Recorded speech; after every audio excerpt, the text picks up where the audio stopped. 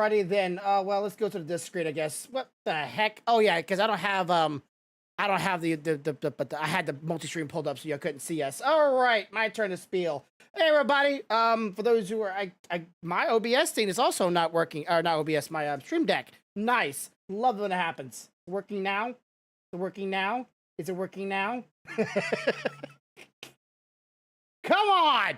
Oh, I think I got it. Okay, there we go. All right. Thank you for those who are joining up today. I do appreciate it. For those who are watching, no D&D stream, but we're going to have a little discussion about D&D, how our thoughts on it, how we feeling about it. Go over to it. Corvo's going to be doing some character creation, and I'm going to be doing a logo for the D&D stream, so hope you're here to have fun. Hope you're going to enjoy our little chat, our little podcast, you might say. We're gonna go discuss the new book. We're gonna discuss some characters. We're gonna discuss some how our thoughts and different play styles. We're gonna go over all that from a player point of view. So this is purely from the view of a player, not from a DM. If you want a DM, you can. There's other places you can check that out. But we're gonna get from our view of it and Corvo's side of it. There's a multi-stream gonna be pulled up in the chat. If you haven't already seen it, please put the multi-stream up and check out Corvo's side while I'm doing the art on my side. So hope you enjoy this, and I'll talk to you later. All right.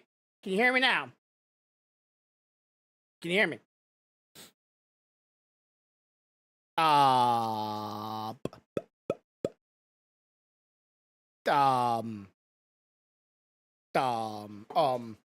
Sorry. I muted myself so I wouldn't be talking and coming through.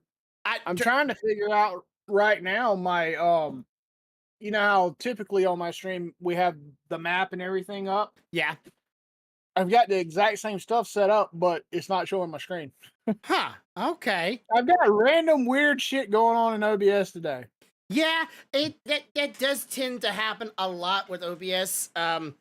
It's just like one day you pull it up and it's like, oh, here's all the settings, and another day you pull up and it's just sort of the same thing, but yet somehow it's all changed again. OBS is fickle, but thank you for the follow. All right. Well, Corvo's working on that. For those who do not know, this right here is kind of a bit of an outline of Stealthy. One of our DMs for our campaigns, and the kind of the outfit she wears during it. I'm gonna try to turn this into a logo as best I can. I had an idea of a DM kind of like handing dice to their players or something like that, and have an outline of an unknown DM. But I think it's pretty nice and interesting. I like the contrast of it. I want to make her character or her image be more of an outline of her, who she is, with still bringing part of the who y'all can pretty much guess it is afterwards. Okay, so what? What's going on over there? See middle fingers flying? What's going on? That wasn't middle fingers, that was her foot. Oh. Why is she stepping on you? No. Oh. I feel in danger. I'm not even in the campaign right now. Uh-oh. Stranger danger, stranger danger. She's trying for the pop. Not coming. Other side.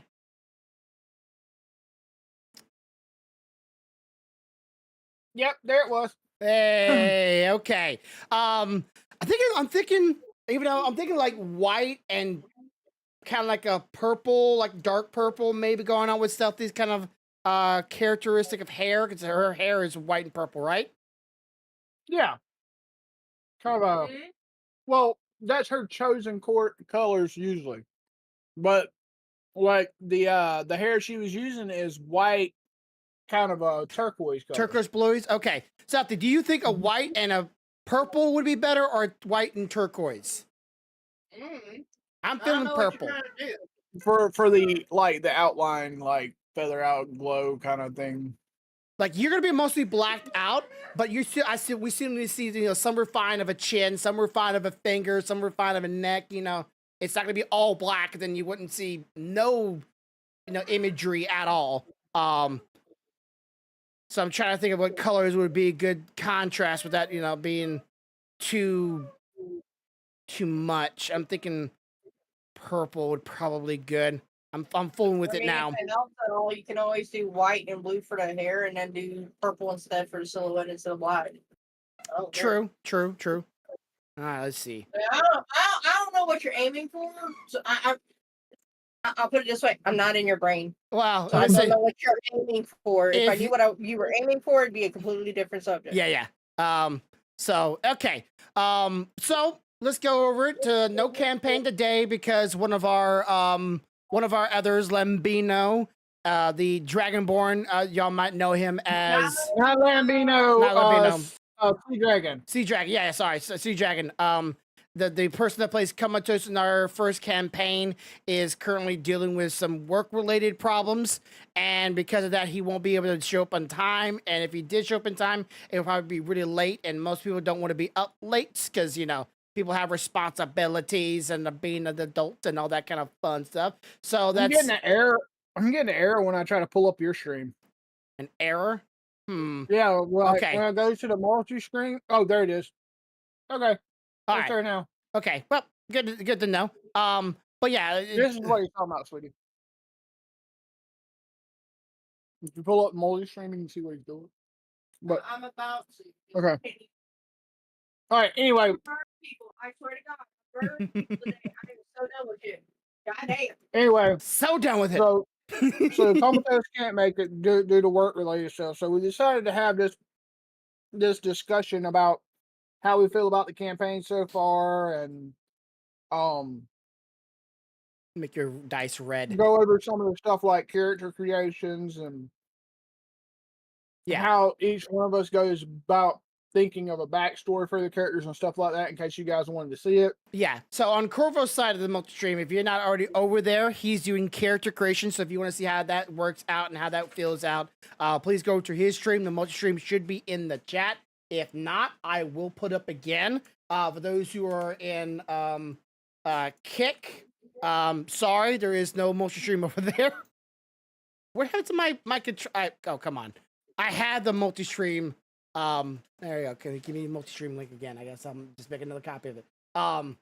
So for those who are in Kick, I'm sorry, you can't see it. For those who are on any other platform, sorry, you can't see it. But yeah, so let's just go over how we feeling of our characters being that they where they are right now. Which character you say you're having the most fun playing?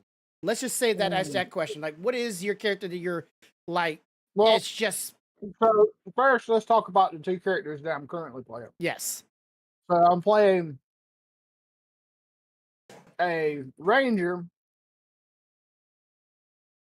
in the campaign that we're doing with Lambino DMing.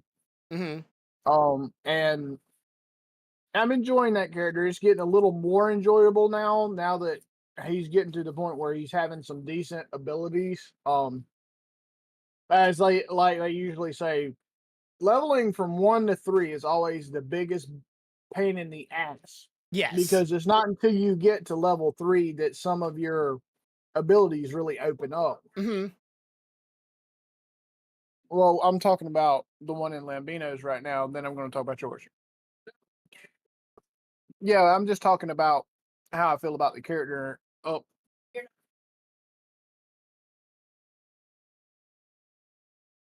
I know we're not at 3. We're past 3. I know that. I'm just talking about the difficulty. Okay. It's a pain in the ass when you're starting at 1, going to 3. So to begin with, I wasn't having a whole lot of fun with that character. Because I mean, it was literally 1 attack and you're done. Yeah. And now I've gotten to 3, and I've got the ability to have I've went in Beastmaster, so I have a companion, so that gives me the companion's attack rounds to do damage, which I enjoy.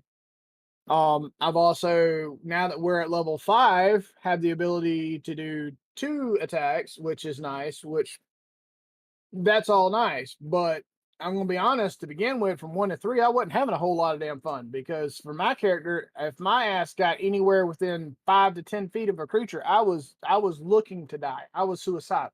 Yeah. Okay.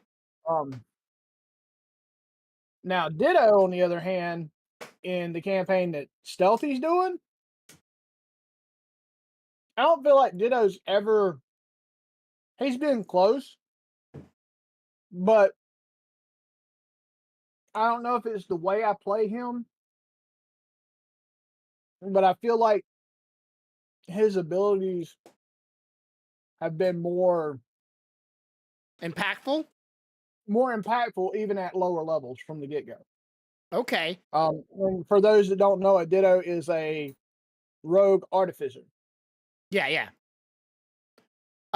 So So the new book that they just released, which was like a day or so now, they recommend like everybody starting at level 3, like you were saying, because level 1 to level 3, there's very much like your character's at the bare minimal. Your character's pretty much at that point as a regular civilian. Like there's nothing special about them. That's the biggest time for a character to die is from level 1 to level 3 because it's just how often or how little your character can actually do. Sorry if you couldn't put y'all didn't see chat. So I can totally see why you say that you didn't feel like your characters would do anything because, well, we started at level 1, and but in Stealthy's case, we started off at level 3. on mine. Okay, so you're echoing hardcore on mine. I got to figure out why. Is it feeding back through your mic? Maybe.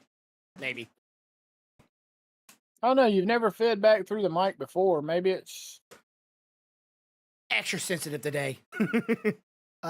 Short position. how is it now?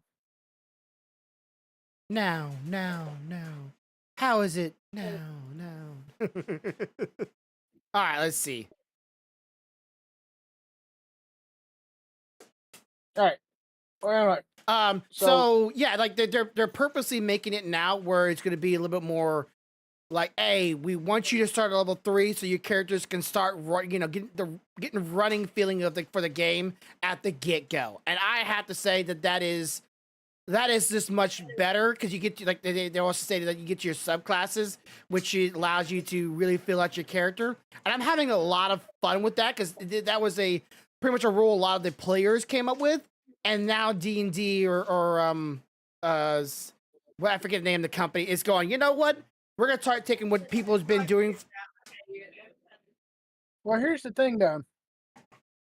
I get that, and I support that, but you got to remember that a lot of the legacy campaigns were written to start at 1. Mm-hmm. So, from a DM standpoint, if you allow them to start at 3, now you got to go find all those creatures and encounters that they're going to face between 1 and 3, and they've all got to be leveled up to 3 to make it challenging, or else you're going to have level 1 creatures going against level 3 characters, and they're just going to smite the shit out of them. Yeah, I can totally see that. Actually puts more work on the DM. So it's one of those things like it is a plus as long as you're a character. It's a negative if you're a fucking DM because you got to go in and deal with that shit. Yeah.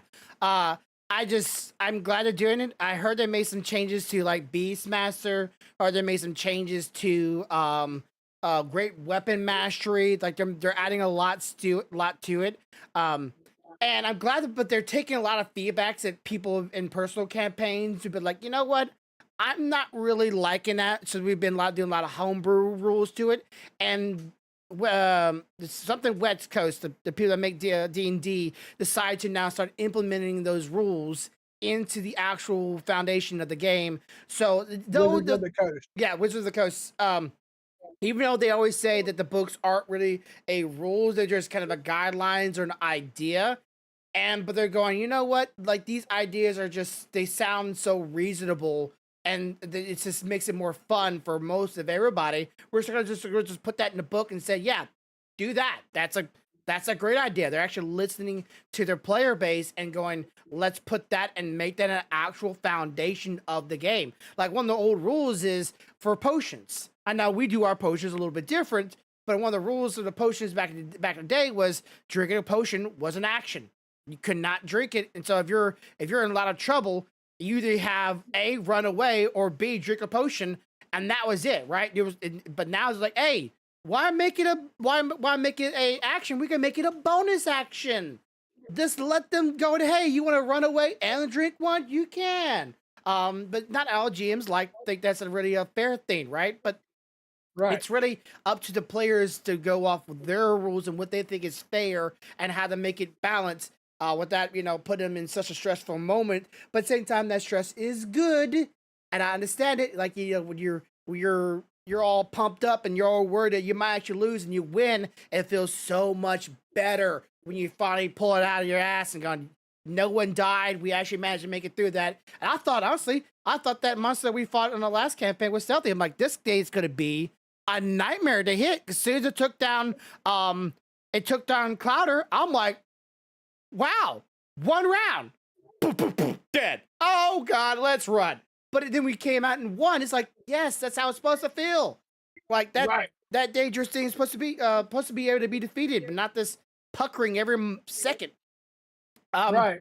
But so you having a little bit more fun, though. You like the idea of your character in Lambino's campaign, which is the Beastmaster. You're having a little bit more fun with Ditto because because the way I play him, I guess the way his skills are Mhm.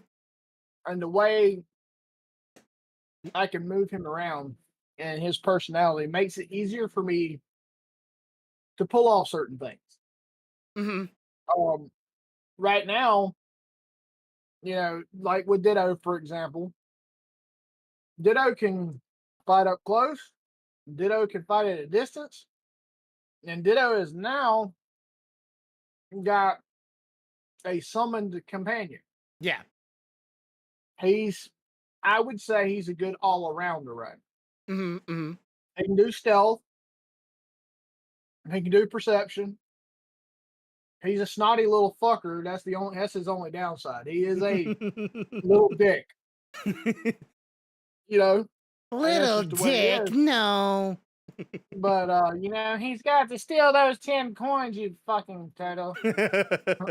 Anyway, Internal. but the character is fun because it's not the way I would normally play a character. Mm-hmm. Okay. I'm having fun from that aspect. Now I love the character that I do have in Lambino's campaign. Mm.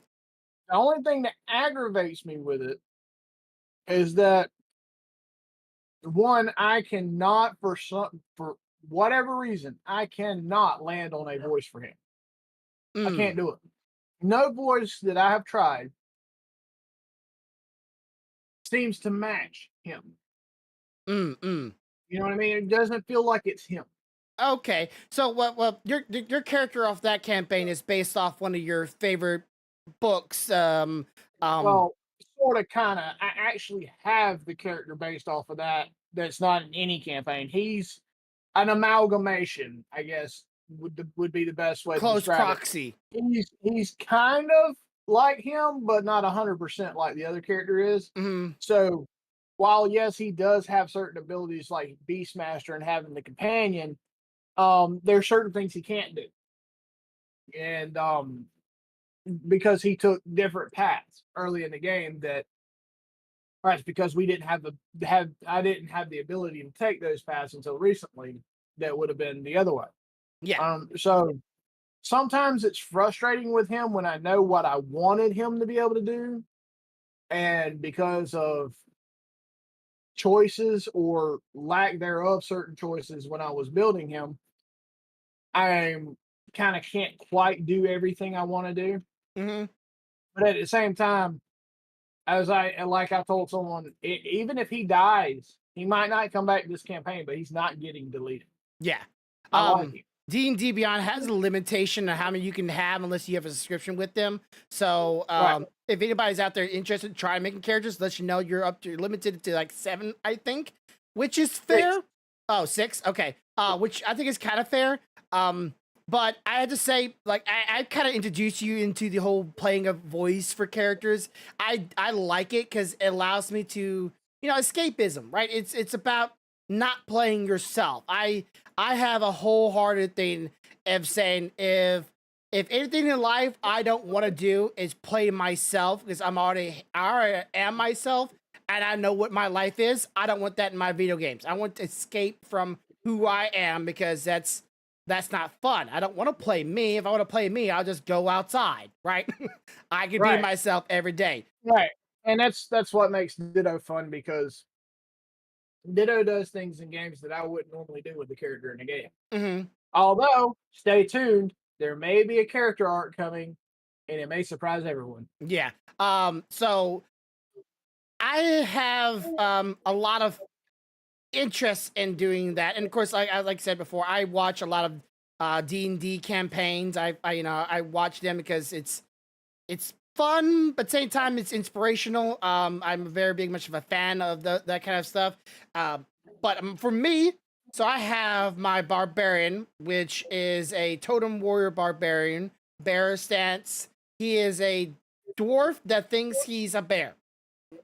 Purely Yes. that he thinks no matter what, he is a bear because he was raised by bears. He was kind of left on the side, and everybody called him. He was a bald, a bald bear, but he was just a bald dwarf, and he likes rum. He likes alcohol. He's a dwarf. Dwarf always liked alcohol, even though I don't personally partake in that pastime. So he's innately named himself Baldrum because he's been called a bald bear, and he likes rum. So bald rum, and he's learning his speech. I like playing him a lot because I can kind of not control what happens. I'm just a meat grinder. That's all I am. I'm just smack it with my axe, kill it, hit it. I like shiny things, I like rum, and I like hitting stuff. It is such a simple character. There's no thoughts to it. And even when I come up with plans, my plans don't go through because I can't speak them. So we're gonna try to fix that by teaching me languages. But then even then, my character's not intelligent, and I just like playing that stupid fool that just here to have a good time and just wants to hit something, drink, and bask in his rewards. That's all he wants. Which is in total contrast to your character in the other campaign, because he's well read, Mm-hmm. very knowledgeable, Yes. and he's probably one of the only ones that took a freaking alignment that's not chaotic. Mhm. So he's the one that everybody would prefer to talk to. Yeah. So it's But like he's a you have night chatterbox. and day. He's a Yeah, you have night and chatterbox. day.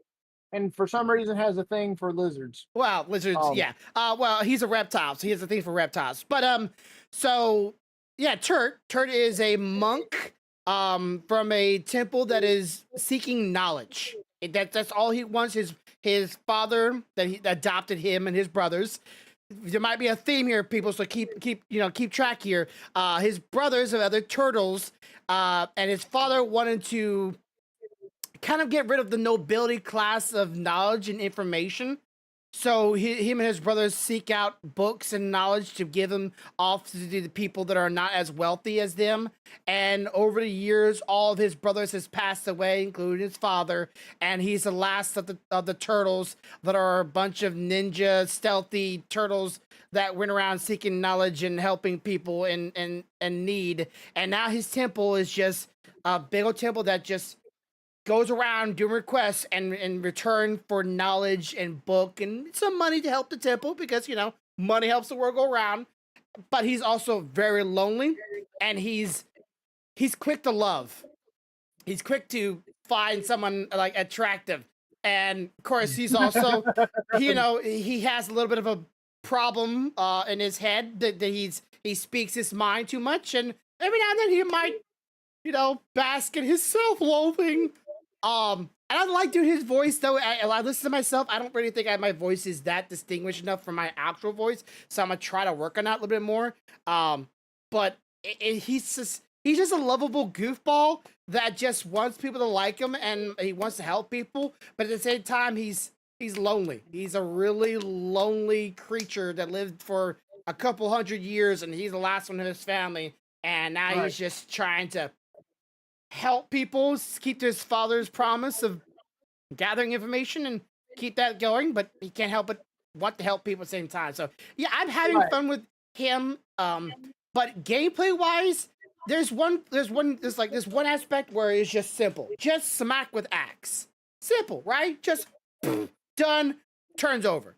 But there's Right. another story where you're trying to be this multi-class of facet of like everything. Like I don't hit hard, but I can hit, but I can stealth, I can hit, I can patient defense, I can push someone, I can stun someone, I can run really fast, I can jump really high, I can hide all this, I can hide myself. Like I have like just so many like knobs and gears that barbarians just have just one.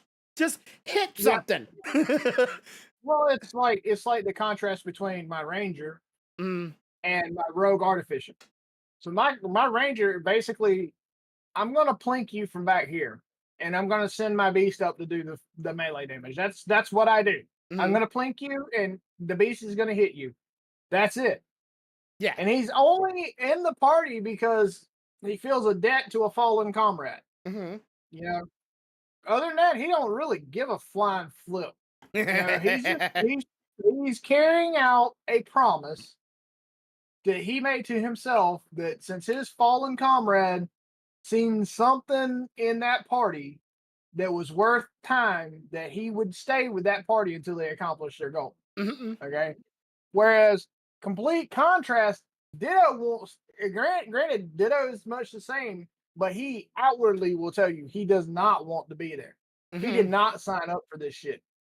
He just got caught. If he hadn't got caught, his ass would not be there. And he'll tell you, don't turn your back. You turn your back, them coins is gonna be gone, and you might be laying there sleeping the long sleep. You know? Yeah. He is very much a wheeler and dealer, and he wants and due to his backstory, which more will be revealed now that we have a way to work it in, Mm-hmm. but due to his backstory, it's not necessarily evil. He's just grew up that way, realizing that the only person that's going to take care of you is you. Yeah. So every damn body else can go shove it. You know, There's just a consequence of their own he's like, choices. I don't trust any of you sons of bitches. The last time I trust someone, I got left alone in an alley. You know, Yeah. and I mean, his biggest thing that makes him a dick is he trusts no one and will take anything. You know, he does not care. He's only stuck in the party because he got caught, and he knows if he fucking tries to run, he's gonna get turned in and sent right back to the fucking place he escaped from. You know, so it's him and the ranger are two different things. Neither one of them want to be in a party, but one's in the party because he feels obligated to a friend, noble. Yeah. One's in the party because he don't want to fucking go back to prison. That is it. And like you said, with Ditto, all the bells and whistles and knobs and shit are there. You know, you got stealth, you got sneak attack, you've got magic, you've got up close and personal melee, you've got fucking a beast to command, you've got, I mean, there's all kinds of shit you can do. Yeah. And the biggest problem with Ditto is knowing when to use what. You can sneak attack if you pass anytime you want to, but do you always need to use sneak attack? Because some situations, while it may be great and it may be beneficial, is not always the situation you should sneak attack in. I'm a sneak Like, attack every for chance again. like right, but from an aspect of someone, and granted, this is my how my mind works, so sue me. But if there's more than one person that can sneak attack in a party, I'm thinking in a real battle, if that was the case, both of you couldn't be sneak attack. The reason being is because there's no one to hold someone's attention while the other person sneak attacks. You see my point? So Kinda. Yeah, I kinda see it. if you're sneak attacking, I'm gonna make it my job to keep his focus on me. I get that you're rolling and you're getting the pass and stuff, but if I want to make it as close to a battle as possible, to me it doesn't. If I sneak attack and you sneak attack, well, that's not really like a battle. We're just fucking OP waylaid. You know, Yeah. that's not That's not how a real battle would work. And yes, I know, guys, you can say it all day long. This is D&D, and not everything is realistic. I understand that. Hell, I can summon creatures now. Okay, I get it. But there has to be some aspects that you have to respect as being close to reality too, or else then, if that's the case, then as soon as a creature pops up, you can, I don't know, Smack it. shoot a beam of light out of your ass and decapitate it. I mean, that's not reality, but you know, Yeah. so I try to balance it between real and fantastical. You Mm. know, I'm already summoning a beast, which is not reality. You're not just gonna pull a fucking beast out of an onyx statue. You know, that doesn't happen. So that's already fantastical. Um, And there's other skills that I probably should use more regularly, but it's finding what makes, to me, it's finding when and where it makes sense to use it. so, are you having any problems being that being a that you're not really a new player, but are you having any Yeah. problems keeping yourself from metagaming in D&D?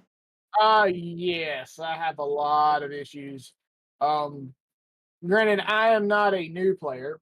I'm a rusty player, but I'm not a new player, and I have DM'd some in my past. Mm-hmm. And there are times where I see things, hear things, actions are taken, and I automatically go, well, wait a minute. But at the same time, I can't say anything because, as we both know, the rules of D&D are more of a guideline Yeah. than they are actual hard rules. So even though I might know that technically that's not how that goes, I also have to give some birth to the DM that's running it. Um, but at the same time, there are some things that you should point out. Mm-hmm. Like if you know there's a specific feature on a creature that they only have at a specific time versus another time, Mm-hmm. but that feature has been enacted without something happening, then yes, I have a hard time not saying, "Hey, this has happened," because I don't want to call someone out if it's an honest mistake, but at the same time, I do want to call them out if it's not. Yeah. And it's, how do you know? It has to be How do you fair. balance that? How do you know when it's a mistake and when it's not? You don't really know until Yeah. you talk to that person. And in the middle of a campaign, in the middle of a battle, is not necessarily the time to say, "Oh, pause this. Let's have a discussion. Did you mean for this to happen? Did you not mean for this to happen?" So it is. It's it's hard to Mm-hmm. balance. It's also hard. Like, if you noticed, I've taken to zooming in my map when we're playing Yeah. to the point that I can only see the room that we're in or right around us, because I automatically want to look to the rest of the map. Mm-hmm. That's what I want to do. Well, I'm not supposed to know that's over there yet. I hadn't went over there yet. Yeah. Or Yeah, because I stated you that know, in some of our campaigns already. Like, I don't want to zoom out because if I zoom out and I see something, my brain's gonna go, "Let's go there." But in reality, my character doesn't know that's there. It doesn't know it's right, there. Why would I go there? right, right. So some of I think one of the things that I feel like needs to be worked on for D&D Beyond is the fog of war. Mm, It needs to be where everything's blanked out except for where your characters are, and only when their cone of view yeah, passes that area does it get unblanked. And it shouldn't. I don't want the DM to have to sit there and erase it. You little know, by little by little by that I little. don't want them to do that. That's That's a little time. much. It's a little too much It, time. it's too much time. I would like for someone to program it so that where the cone for the field of view, as it passes the area, it wipes it out. Mm-hmm. You know, if they did that, that would make it easier to not metagame, as far as not having to worry about zooming in or out on the map because you can't see shit. Yeah. Um, and then if you have characters with natural perception that's high, well, that perception only lasts in the radius. Yes.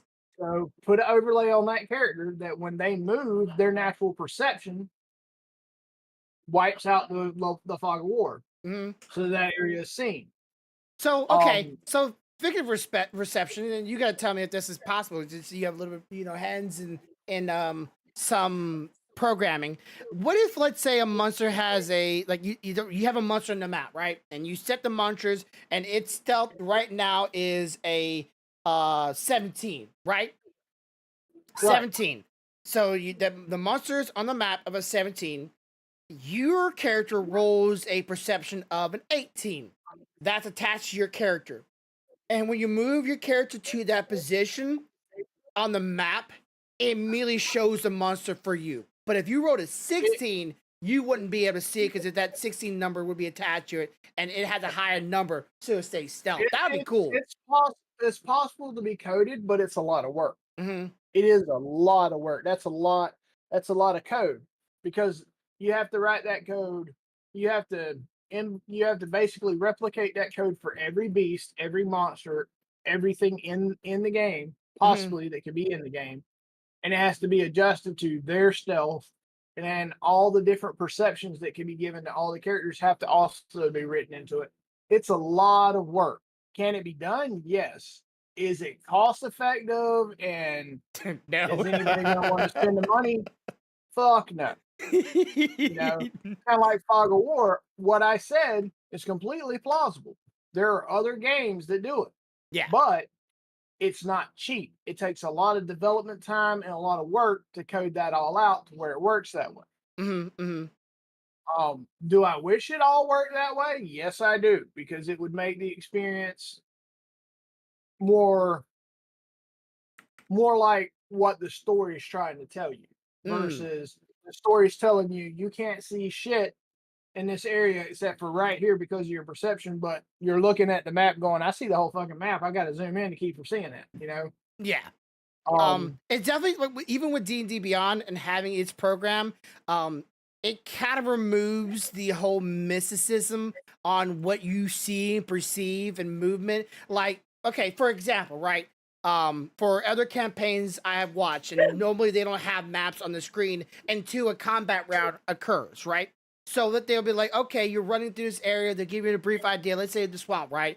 Let's say you come into the forest. You see it's a swampy area, high mist up to your ankles. You see a couple fallen trees out in the distance, and you hear some babbling waters off in some direction that you're not quite sure where it's at.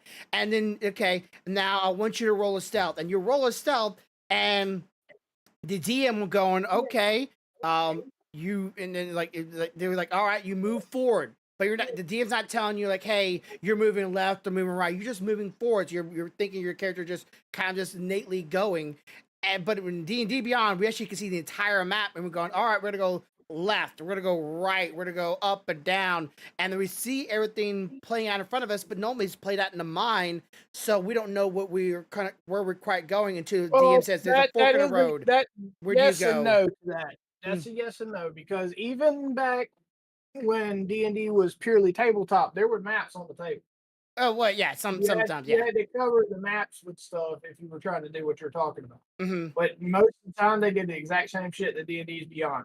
The map was on the table. This is where you are. You don't see any of this other shit, and it was on the player to not try to look ahead. Yeah. Okay. So it's a struggle. It's going to be a struggle until somebody actually puts the time into it to do like Fog of War correctly, or like natural character perceptions correctly, or whatever. Yeah, natural perception is something that I think a lot, even as players, we forget that. Oh yeah, our characters just naturally can see this at this high of a thing, and we're so like, oh, let's roll, and not realizing we might not even have to roll because we might just see it. Right. So that's where you need to get into the habit, in my opinion, that when you come into a new area, you go, all right, DM, based on my natural perception, what do I see? And they'll tell you. And then after that, anything else that you want to perceive in that area, you've got to roll to perceive it. Yeah, which might be really hard for a new player to get that memory of like, okay, I might just see it. I might just see it. I might just see it. Ask the DM, do I see anything? If not, I like to look a little harder. You know, look, pay attention a little bit more, and I might Agreed. just see that monster So, lurking so in the here's the shadows. question. Mhm. Here's the question. So when you're developing a backstory for a new character, what's your process? My process is okay, for a new player, my process is usually what sounds the coolest, right? Like what, you know, what do I want to what's my fantasy, right? And at the same time, um that I try not to, again, not metagame. I don't really Uh-oh. want to know what the story is, but there has to be a reason why my character is there, right? There has to be what? I lost my book. I think I left my book at work. Anyway, continue. There has to be a reason why my character is there, and I feel like if I don't know why my character is there, like at all, and he's just like, oh, he's just there, I feel like that leaves out a good story. That it leaves out so much that you could allow to enjoy the game with. And you just say, oh yeah, my character's just there. Oh yeah, my character was just randomly just sitting there, just waiting for some life-changing event in our life, as you know, as we do on every day of our actual natural life. We just sit there waiting for something to happen. No, I want my reason why my character is there. I want to give a reason, a good reason. And when we meet each other, I don't want it to ever be a just, yeah, I just saw him on the side of the street. He looked homeless, and I picked him up, and we went around murdering things because he's a hobo, and we like doing that. Like, you know, that sounds so boring. So again, fantasy playing off of what I would like to play if I could be real life. And at the same time, I do, you know, somewhat like to pull little puns here and there with characters. I think I'm much more of a jokester naturally in life, so that's where I put myself into it. I like the joke, I like the laugh, and if I can bring that into my character, even if they're someone highly intelligent, I want there to be a sense that my sense of me in that character still, because I am playing it, so naturally it'll come naturally to me. Natural playing something. It's like I'm not gonna play somebody's deep, dark, and brewing all the time because that's not who I Right. am naturally. So it wouldn't come Right. off authentic at all. So yeah, Yeah. I like to have a reason why the character is there, some reason, not just BS. And at the same time, I want there to be, I want there to be a little bit of me in it. Right. And see, for me, one of the biggest things that I feel like you need to do when you do a backstory for a character is there needs to be a reason why this character is what they are, Mm, doing what they do. There has to be some reason. I mean, you don't wake up one morning and say, "Oh, well, today I'm going to be this." It yeah. don't just. There's usually some point in your life that points you towards this path. Like Mm, for instance, with my ranger slash warlock, you know, when I built him, I gave him a full backstory. You know, this happened to him due to this, these consequences happen. Due to those consequences, he's trying to do this. Because he's trying to do this, he ran into these people. These people decided to aid him, and this is how he has been traveling through life at this up until this point. You yeah. know, I want you to know that he's not just, oh, well, this is my character. There he is on the board. Now we're just going to start moving him. He's going to start randomly doing shit. Hmm. You know, so I have a book and apparently left it at my work, but it looks similar to this one, except for it's black. Hmm. And all that book is notes on D&D. Hmm. That's all that's in there. From how I was thinking, I mean, it's down to inner thoughts of what I thought might want to do with a character, and oh well, I made this change to the character, and I decided to pick this for the character, and this is the backstory I was thinking for the character, and these are the skills I'm thinking for at this level, and this level to get the character to be able to do this. I try to think all that out. And because I know I have a shitty memory, if I do not write it down, I You're will gonna not forget it. I will not have it there to refer to, so I will forget it. Hmm. So I legitimately write a backstory in a book for the character. That's what I do. And then I go in and say, okay, at this level of this class, because like the Ranger Warlock is a multi-class. So at this level of Ranger, I'm gonna pick this. At this level of Warlock, I'm gonna pick this. This is what I'm trying to do. This is what I'm basing him on. This is why I want to build him this way to keep myself reminded. This this is how this character is. This is what he does. This is what skills he has. Hmm. Um for some people, I'm sure they could probably come up with that and never have to write it down and it be in their head and they'll never forget it. For me, if I do not write it down, I will forget. Absolutely, without any Thought. second thought, it'll be gone. You know, um, so I recommend to anybody, whether you have a great memory or a terrible memory, once you decide what race and what class or multi-class you're going to play, look through the character classes. Make a decision on what kind of skills you want them to have at what level. Go ahead and start thinking about that stuff, and then write him a backstory. Give him a backstory that matches what you're trying to make him into. Yeah, I feel like for a Because lot of if you people, for new players especially, that would probably feel like um a lot to work on. Like that's a very big thing, especially people that are not used to like role playing. But right, it just makes it feel like when you're playing, you can fill out your character more, and you start to notice that you're having fun because you're not playing yourself, right? Well, again, a yeah, little bit of yourself will still be in it, but like make notes. Like the other night when we got the loot drop, right? mm, As soon as we got done, I wrote down in that book who got everything because there's four of us. Out of all four of us, one of us is easy to forget. Hey, I got a health potion or I got a greater healer health potion. It's mhm, easy to forget you got it.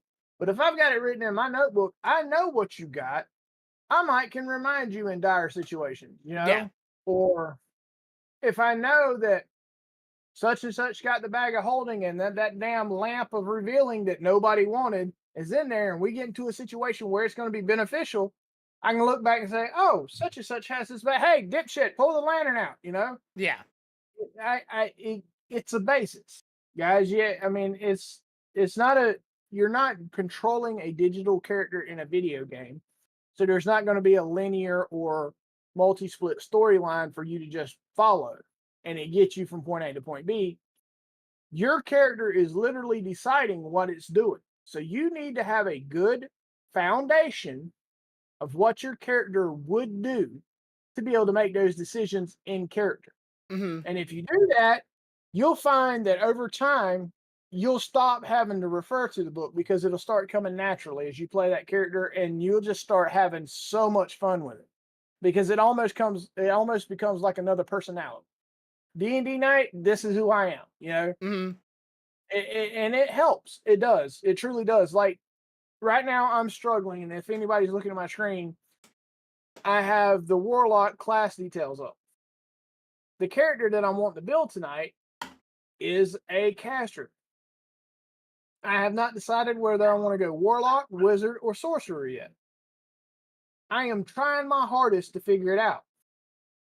But There's then again, there is like some classes have subclasses that have magic with them. Like your sun character, for example, even though he's a right, fighter, and most fighters are pretty much like a more calmer version of a barbarian.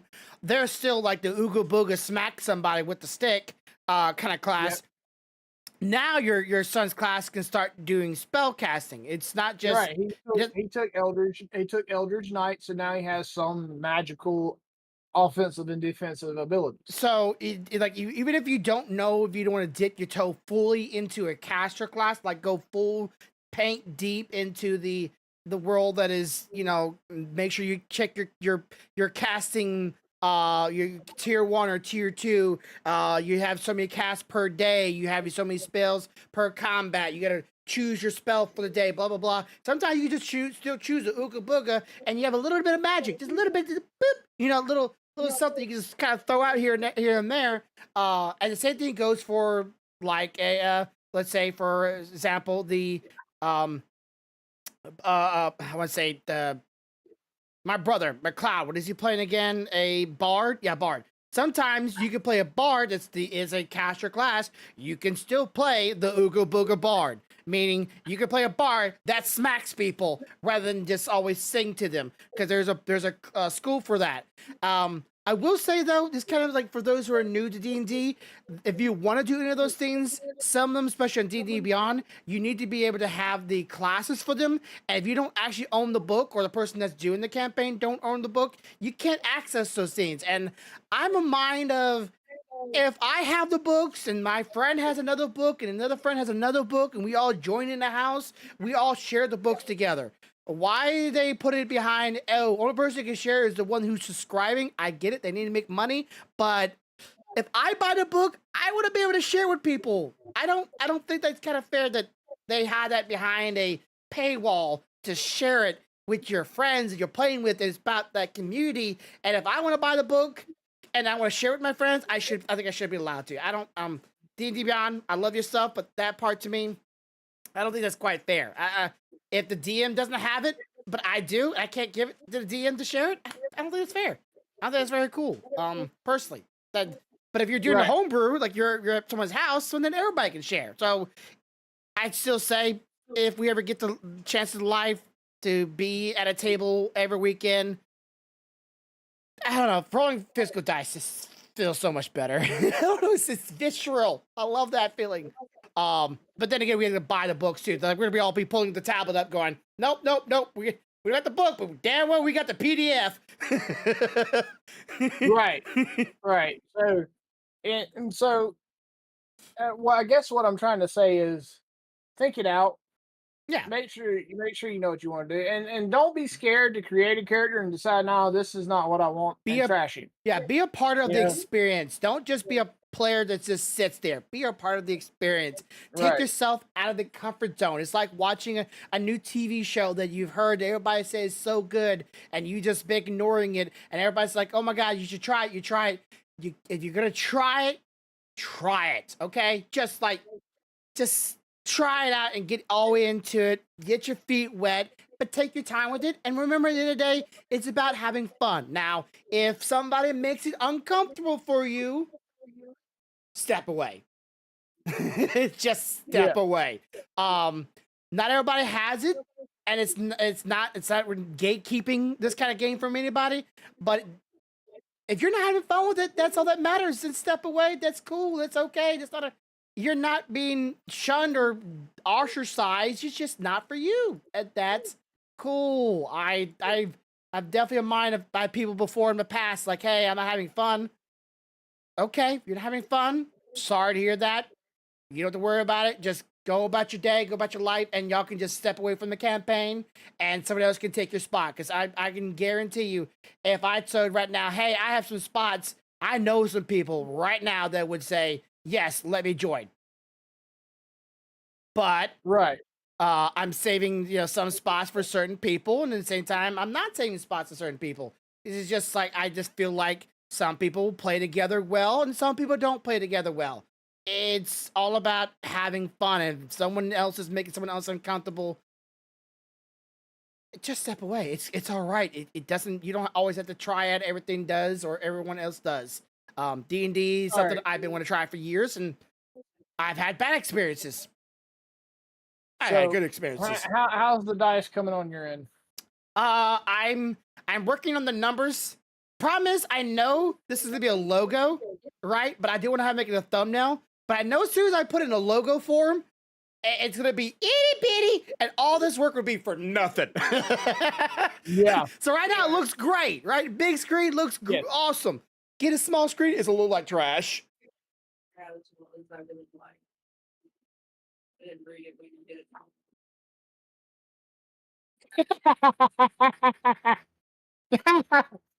Okay, What?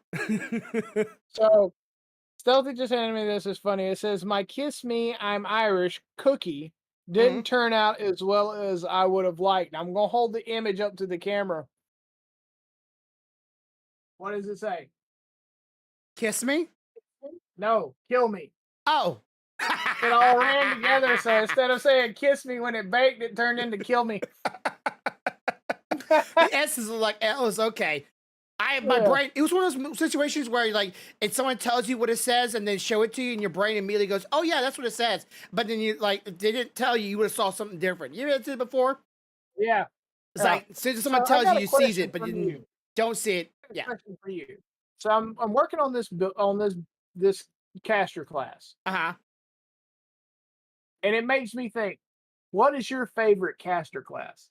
My favorite caster class. I don't know. Would it be warlock, wizard, or sorcerer?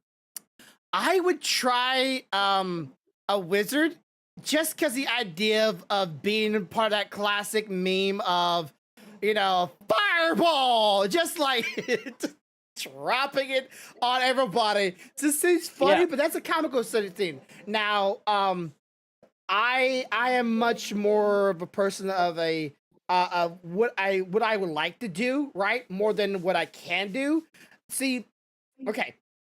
The reason I don't very much like warlocks is they're limited of spells, right? But they have like two, they can do as much as they want, right?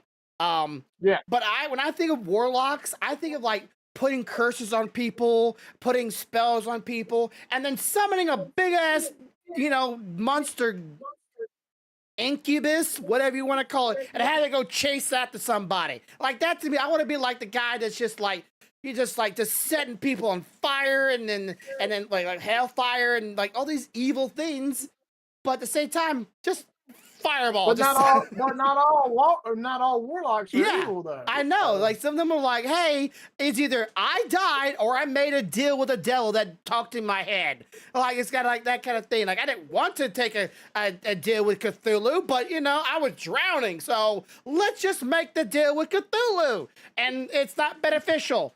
Uh, so right. and of course, So and then there's some campaigns I've seen warlocks go from warlocks to paladins because like they were saved by a god, and like they broke the deal off with the devil or the demon they made or the pact they made, and like the opposite of whatever that creature was, and going, you know what, screw you, I want you dead. This guy's come to save me, and like it purified me, and now I'm a freaking paladin. And that sounds cool, like taking it from one aspect, going, "Hey, I'm evil," right. haha, to "Now I'm holy," haha. Come here, big boy. Right. This sounds so much Listen, we don't fun. need Armstrong's voice in here. I've seen that damn flex. I know the reference. Yeah, You're well, trying to Full Metal Alchemist my ass. so I think that's just like redemption in characters. Like even if you try out a warlock, right, and you don't really feel like you're meshing with it, right, you're not really vibing with it. You can go and like make a holy pact or like redemption kind of yourself. Like, hey, I don't want to do this stuff no more. I want to return my ways over and become a cleric or maybe you seek solidarity, you become a Buddhist, become a Buddhist Right. priest, and then like instead of casting spells, you cast fists. Yeah. It's just Well, and then you have wizard. That's all about the knowledge, and mhm. they build their magic based on knowledge that they gather and stuff. And they tote these fucking books that are like this fucking thick, and any one of those pages is a bad day for you Yeah. if you can't get close. Yes. Um, And of course, but sorcerers just I know it, right? I forget like which the ones. more I read about a sorcerer, the more I like them, and here's Mm-hmm. why. So a sorcerer doesn't rely on having to go out and gather knowledge. Mm-hmm. They just kind And of he just also remember don't have it. to make a pact with anything.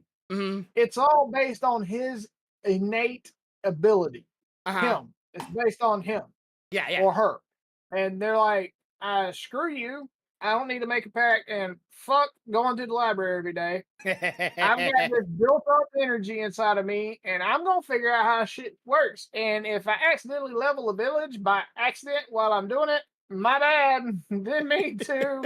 Sorry, the shit's a little wild right now, you know. Yeah, wild And shape. Woo! the idea of being a caster that doesn't rely on being taught it or making a deal, it's appealing Mhm. because it's all you. Yeah. You're only reliant upon yourself. And that, to me, that's pretty cool. I mean, they learn magic missile damn near out the gate. Hmm. I mean, we all know magic missile is a staple. I Yes. mean, magic missile, magic missile, magic missile, you know? Hmm. And there's a bunch of things that they could take, you know, like even their quick build. It's up on my screen right now, but I'll read it. It says, if you want to make a, where's that? Let me go back up. Um, okay, if you want to make a quick build sorcerer, these are the following suggestions. First, charisma should be your highest ability score, Okay. followed by constitution. All right. Okay. Second, choose the hermit background. Hermit. Okay. Okay.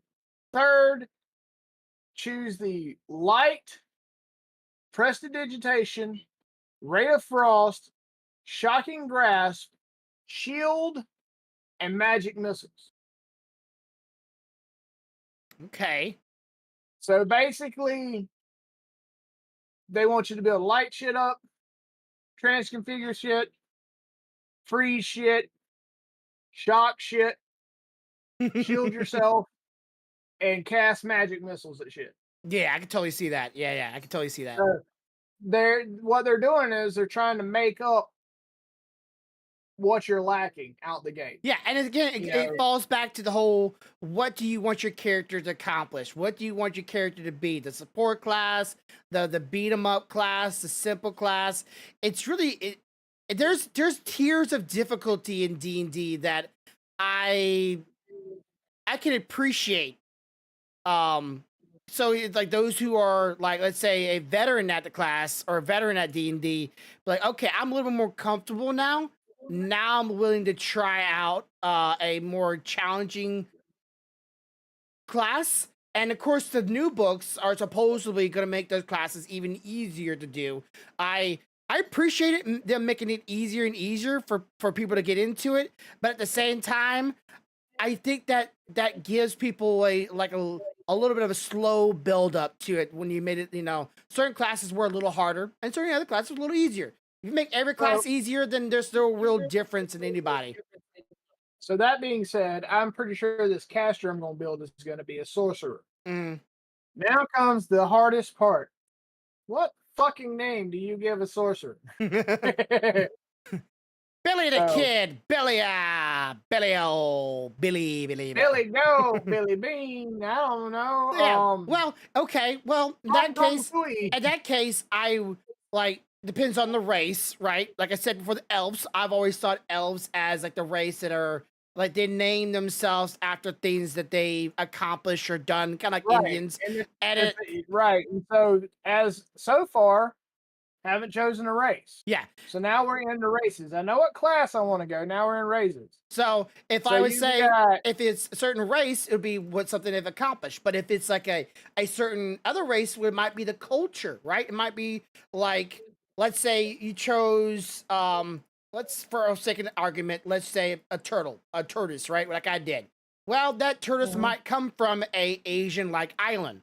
But then it's a you choose a human. Well, that human, from a culture standpoint, might come from a very frosty climate, and we could example that or a European-esque climate or something like that. Yeah. You can judge that based on the apocryphy of our world, right? There's always some connection to our world. So let's say they come from somewhere frosty. Well, you might think of Russia or Germany. I don't know if Germany or not Iceland or Ireland. You know, some places are really, really cold. but you know, it might be that kind of accents. It just really depends on the creature and its culture. What culture do you want to represent? What kind of creature you want to represent? Um, and some creatures, like you could literally, they don't even talk at all. Like you can make them talk if you want to, but some of them don't talk. Of course, like I said, for my character, I didn't really know how to do a accent that normally is depicted of dwarves. So I'm thinking he can't talk. He's kind of brain dead when it comes to communication. He knows how to hit stuff really good, and he thinks he's a bear, so he can't very much talk. It was a getaway card of not having to talk. But in the character's mind, he talks just fine. Right?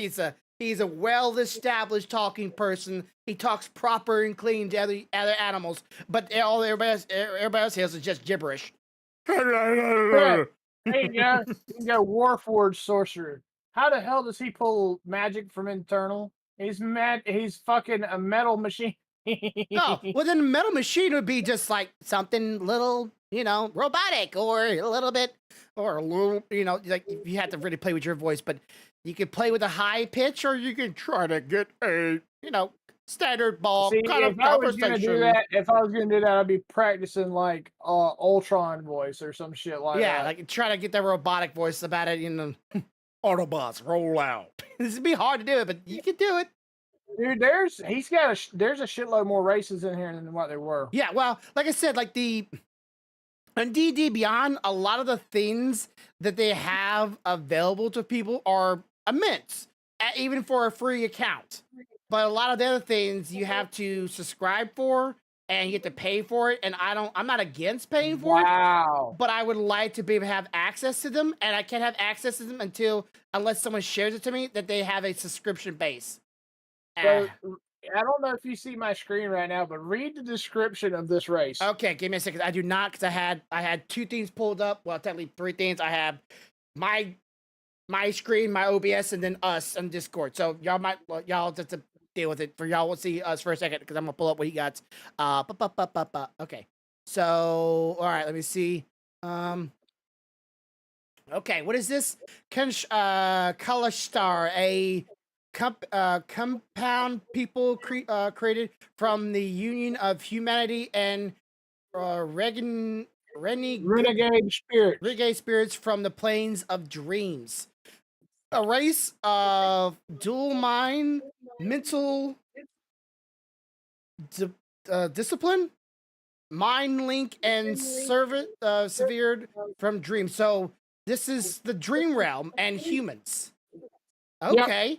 So you literally basically a renegade spirit from the dream realm melded with a human. You could pretty much talk in like almost whispers, like yep. You know, like the low, hey. Right. Yeah, that could be very whimsical. Your wisdom score is increased by 2. Your charisma score is increased by 1 automatically. What did a sorcerer need? Hi, what? Yeah. They're always adding new characters to the game, so people but can. You have a disadvantage on all wisdom saving throws. Oof, boy! So you're begging for a wisdom save item. You have resistance to psychic damage because you're dual mind. Oh man, if you were to play a barbarian with that race and play a totem barbarian, you literally have every single thing cleared. Like, hey, nope, since my race, I'm also resistant against psychic. So I am jack of all trades. Nothing can hurt me, and it's half damage. But then again, magic would be like a little. Okay, mind link. You speak telepathically to any creature you see, provided the creature is within a number of feet equal to 10 times your level. Yeah, I can see that. If I'm level 3, I can speak to anything telepathically 30 feet away. Mm-hmm. If I'm level 10, 100 feet away, bitch, I'm in your brain. And just imagine an enemy walking along 100 foot away, and you don't want them to come near you. You just start screaming in their fucking head until they get a migraine. Oh, dang it. I don't even know where my actual physical dice got next to my wife because I think she might have moved them somewhere. But it says severed from dreams. they sleep, but they don't connect to the plane of dreams as other creatures do. Instead, their minds draw from the memories of their otherworldly spirit while they sleep, as such, you are immune to spells and other magical effects that require you to dream. Hmm. Oh, there's the natural. There you go. Come on, Strix, bring it, baby. Bring it, motherfucker. Yeah, Uh-huh. like I said, there's creatures that do well. If you Yeah. know where you're going against, you could always easily play that kind of things. But like you just don't know what your character could be good at or good with until you make that character and make that being and just put it in the game and you're going, wait, because of what I'm playing, I'm great for this situation. I'm wonderful for this situation, and you didn't know about it, and that feels so good. You feel like you have a victory lap. You know, like aha! I will not go down because of what I chose, and you feel like you made the right decision in this Right. game, and that feels so well. They speak, read, write common, quarry, and one other language of your choice. Mm-mm. Okay, So that's a possibility for this race. do you have a D12 somewhere around you? Yes, Okay, I do. real quick. Right here. All right, real quick. Point the D20 at me. The 20. Sorry, the 20. The 20. Yeah. Um, ba-dum.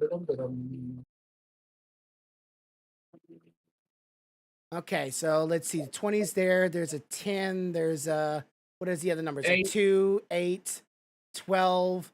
Where's 14 at? 14's below the 20. Okay, let me see the 14. You wouldn't mind? Okay, there's a 14. What's the numbers around the 14 other than the 20? Around the 14, you Yeah. got a 4 and a 6. All right, thank you. there I need the there you 4. Okay, that's all I needed. Thank you. All right, so Yep. okay, so yeah, there's a lot of creatures, and I feel like, especially of those who are new to D&D, they're not gonna have the full array of characters to play, and they're gonna be set to the standard characters or the standard array of playable races. And I think that's really good for some people to really dip their toes into it. And I feel like some people might be disappointed if they're a person like me that's watched a lot of other campaigns of other people playing D&D. They're like, oh, I want to play the Darnassi. I want to play the turtle race. I want to play the eagle race. I want to play a cat girl, whatever, right?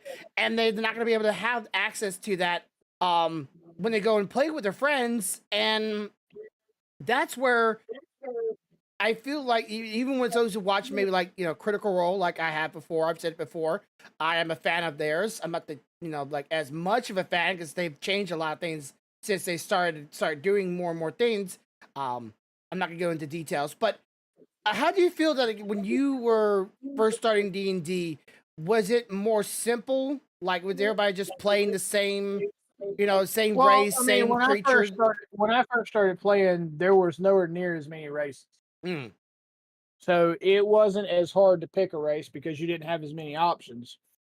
And by that token, there also wasn't as many subclasses. mm,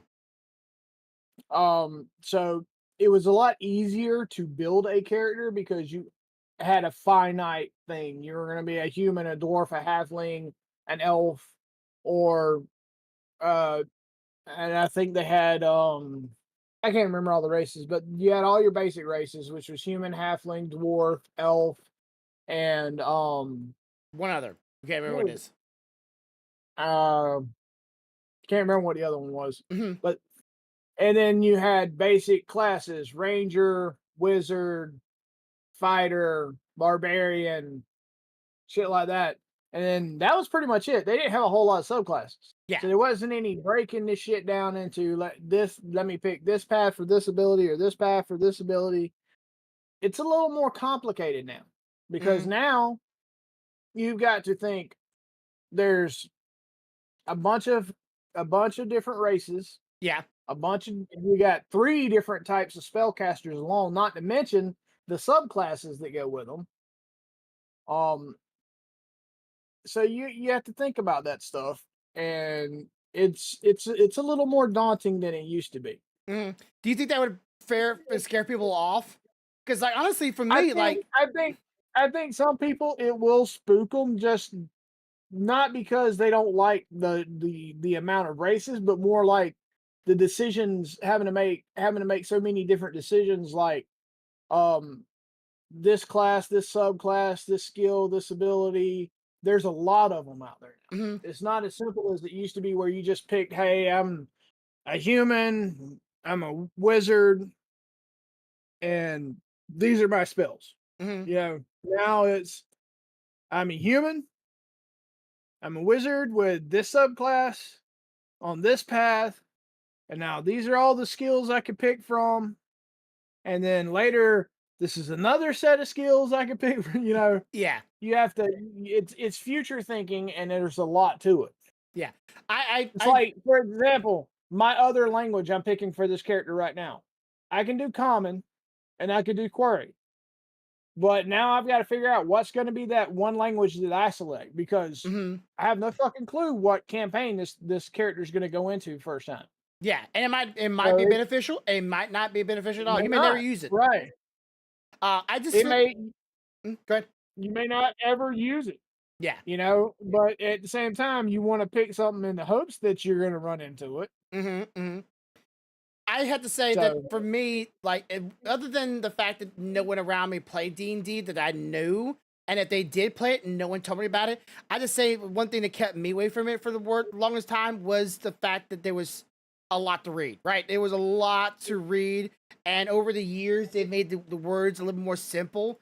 And I think while words and description of something could help you have a better grasp of things, simplicity in words can make a person not have to like really boggle their brain going, okay, this what it is and that's all it is. There's nothing greater to it. There's no changes to it. Simple words can really get the point across way easier.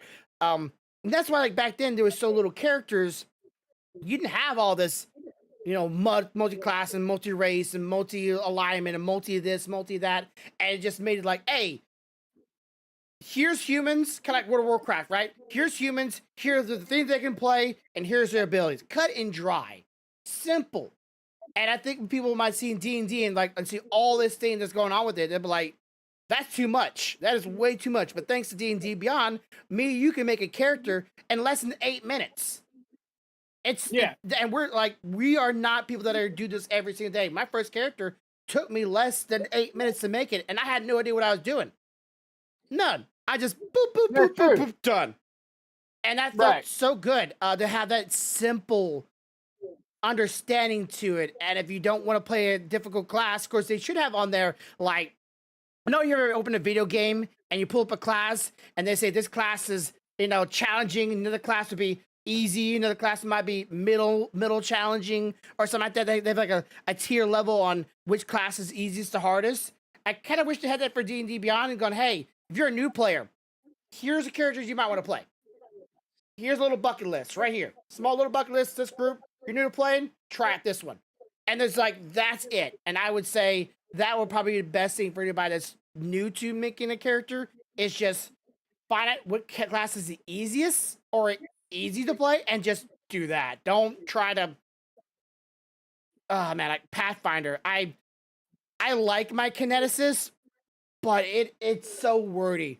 Like every ability is just a paragraph sheet page of just text after text after text telling you what this move does and in this scenario and if you do this or you crit or I'm like, it's too much. This is for kinetics. I don't know about the other races, but for kinetics, it is way too much. And I just want to hear roll a d20. That's all I want to hear. See if you hit, then hit. That's it. But no, they don't have that. It's very wordy. Some people might like that in Pathfinder, but me, I just want to turn off my brain and just enjoy myself. And I feel like I do that a little bit more in D&D. Do you feel like you do that? Do you feel like you can turn off your brain a little bit more in D&D, or do you feel like you're still full alert? No, I'm good. The only time I'm full alert is when we're moving through something trying to see if we perceive an enemy. But once we're in battle, and that shit's just like, let's go. Yeah. This is what I can do. This is what I can do. So let's see what happens. Let's see what happens. Let me see if I hit him. Let me see if I hit him. Like it's just that is so nice. And I feel this is the one time I say I'm so glad this is online, right? This is the one time I'm like, this is really a benefit. Unlike video games in real life, you know, our video games on every day, there's always online nowadays. I don't really personally like that. I like this, like the storyline too. But with D&D Beyond, it's helped me finally get to do something I've always been wanting to do and I haven't been able to do with friends I like and try that thing that I normally wouldn't have access to unless I spend, because those books, boy, if you're a DM, and you really want to get, if you dip your toes pretty heavy, you're gonna be spending a lot of money, especially on the physical books. Especially the physical books. Boy, howdy, they make mint on physical books. What do you like? I'm sure that I know the answer to this. You're much more of a person like me. You like physical books too, right? You're much of a I do. give me that. I do. Yeah. I still say that is a lot of fun, but some people, you know, they may be antisocial, like, right? You know, they might not be as social as I am. Like my wife, for example, she's not a sociable person. Honestly, truthfully, she is not. I don't very much meet a stranger, right? I can talk to anybody. It doesn't bother me one bit. Unless they are very hostile, then we got some problems here. But otherwise, I can talk to anybody. But my wife, no. But you might be able to get her online and play a video game with you. You're like she might be doing that, but getting her to talk is is also another bit of a challenge. Are you having any difficulty with it being online, being a No, more of an experience? actually, it's far easier online than it ever was for me when I was playing at a table. Mm. Just easy to adapt, easy to understand. Yep. And of course, I also like, because I made some characters, not characters, some monsters on D&D Beyond myself, the homebrew aspect of it. Now, in the old days, especially, let me ask you personally, in your old days, was there a lot of homebrewing in your campaigns? Yeah. There was a lot of home brewing because at a certain point we ran out of money to buy campaigns. Mm-mm. So a lot of times we would go back over the same campaign, but we would keep basic tenets the same, but we may change up who the big bad was, or what kind of creatures we encountered, or what the story overall might be leading for the village, because we didn't have the money to buy a bunch of different books. So we had to figure out how can we reuse these maps and reuse these characters, but still have our own twist on it because we've already done it the way the book says to do it. How do we modify it? So yeah, there was a lot of that. Okay, so but like, was there?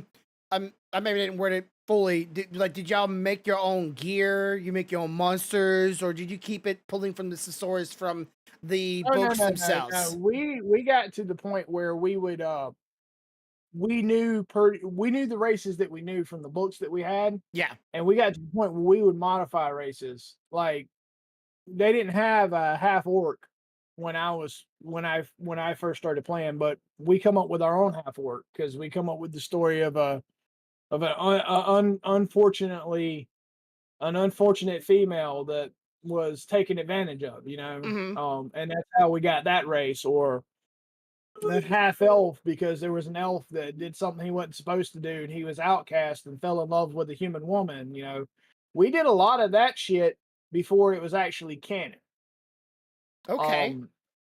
And hell, I mean, we had one guy create a character completely from scratch. I don't remember what it was called, but it wasn't like anything that you see in there now.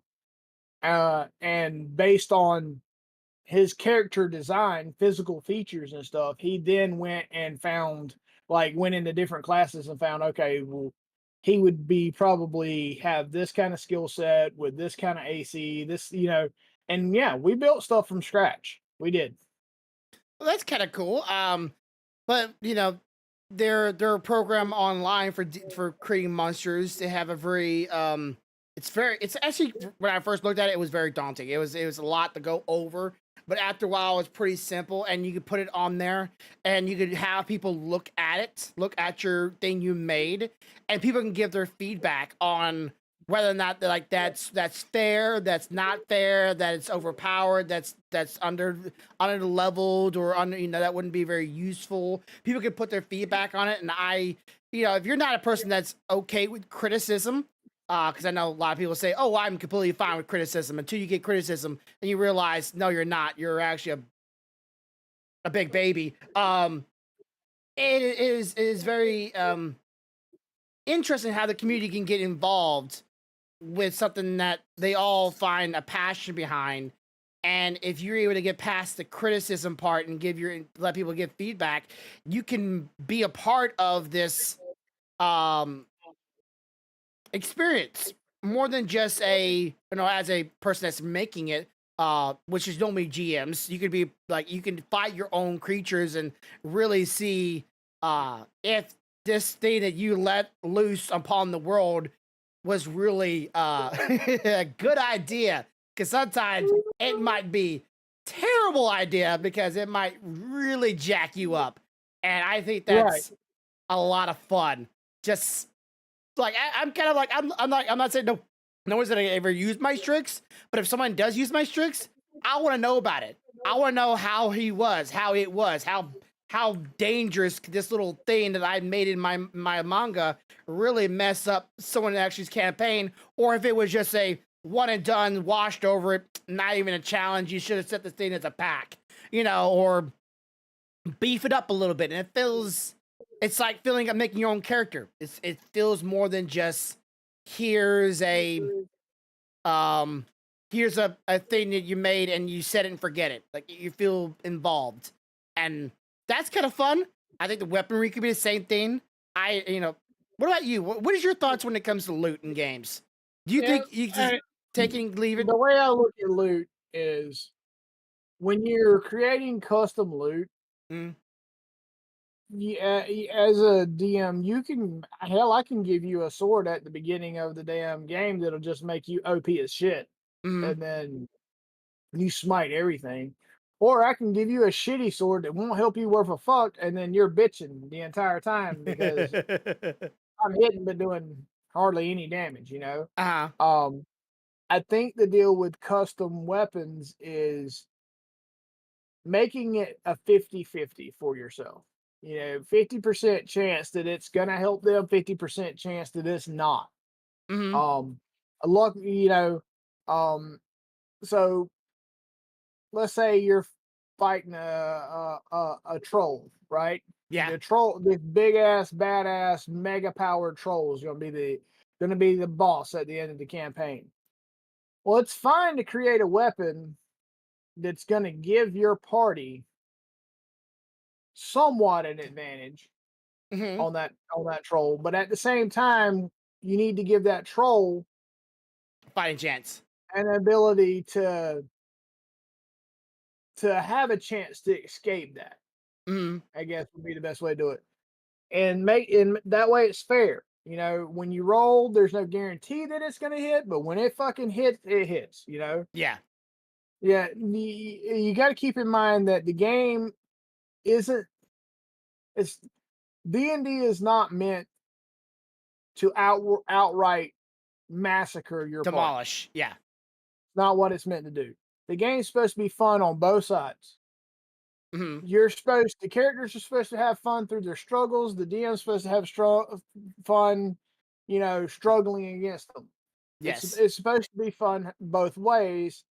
Um, and if you get into the situation where it seems like all you're doing is struggling, but the DM's not, that's not fun.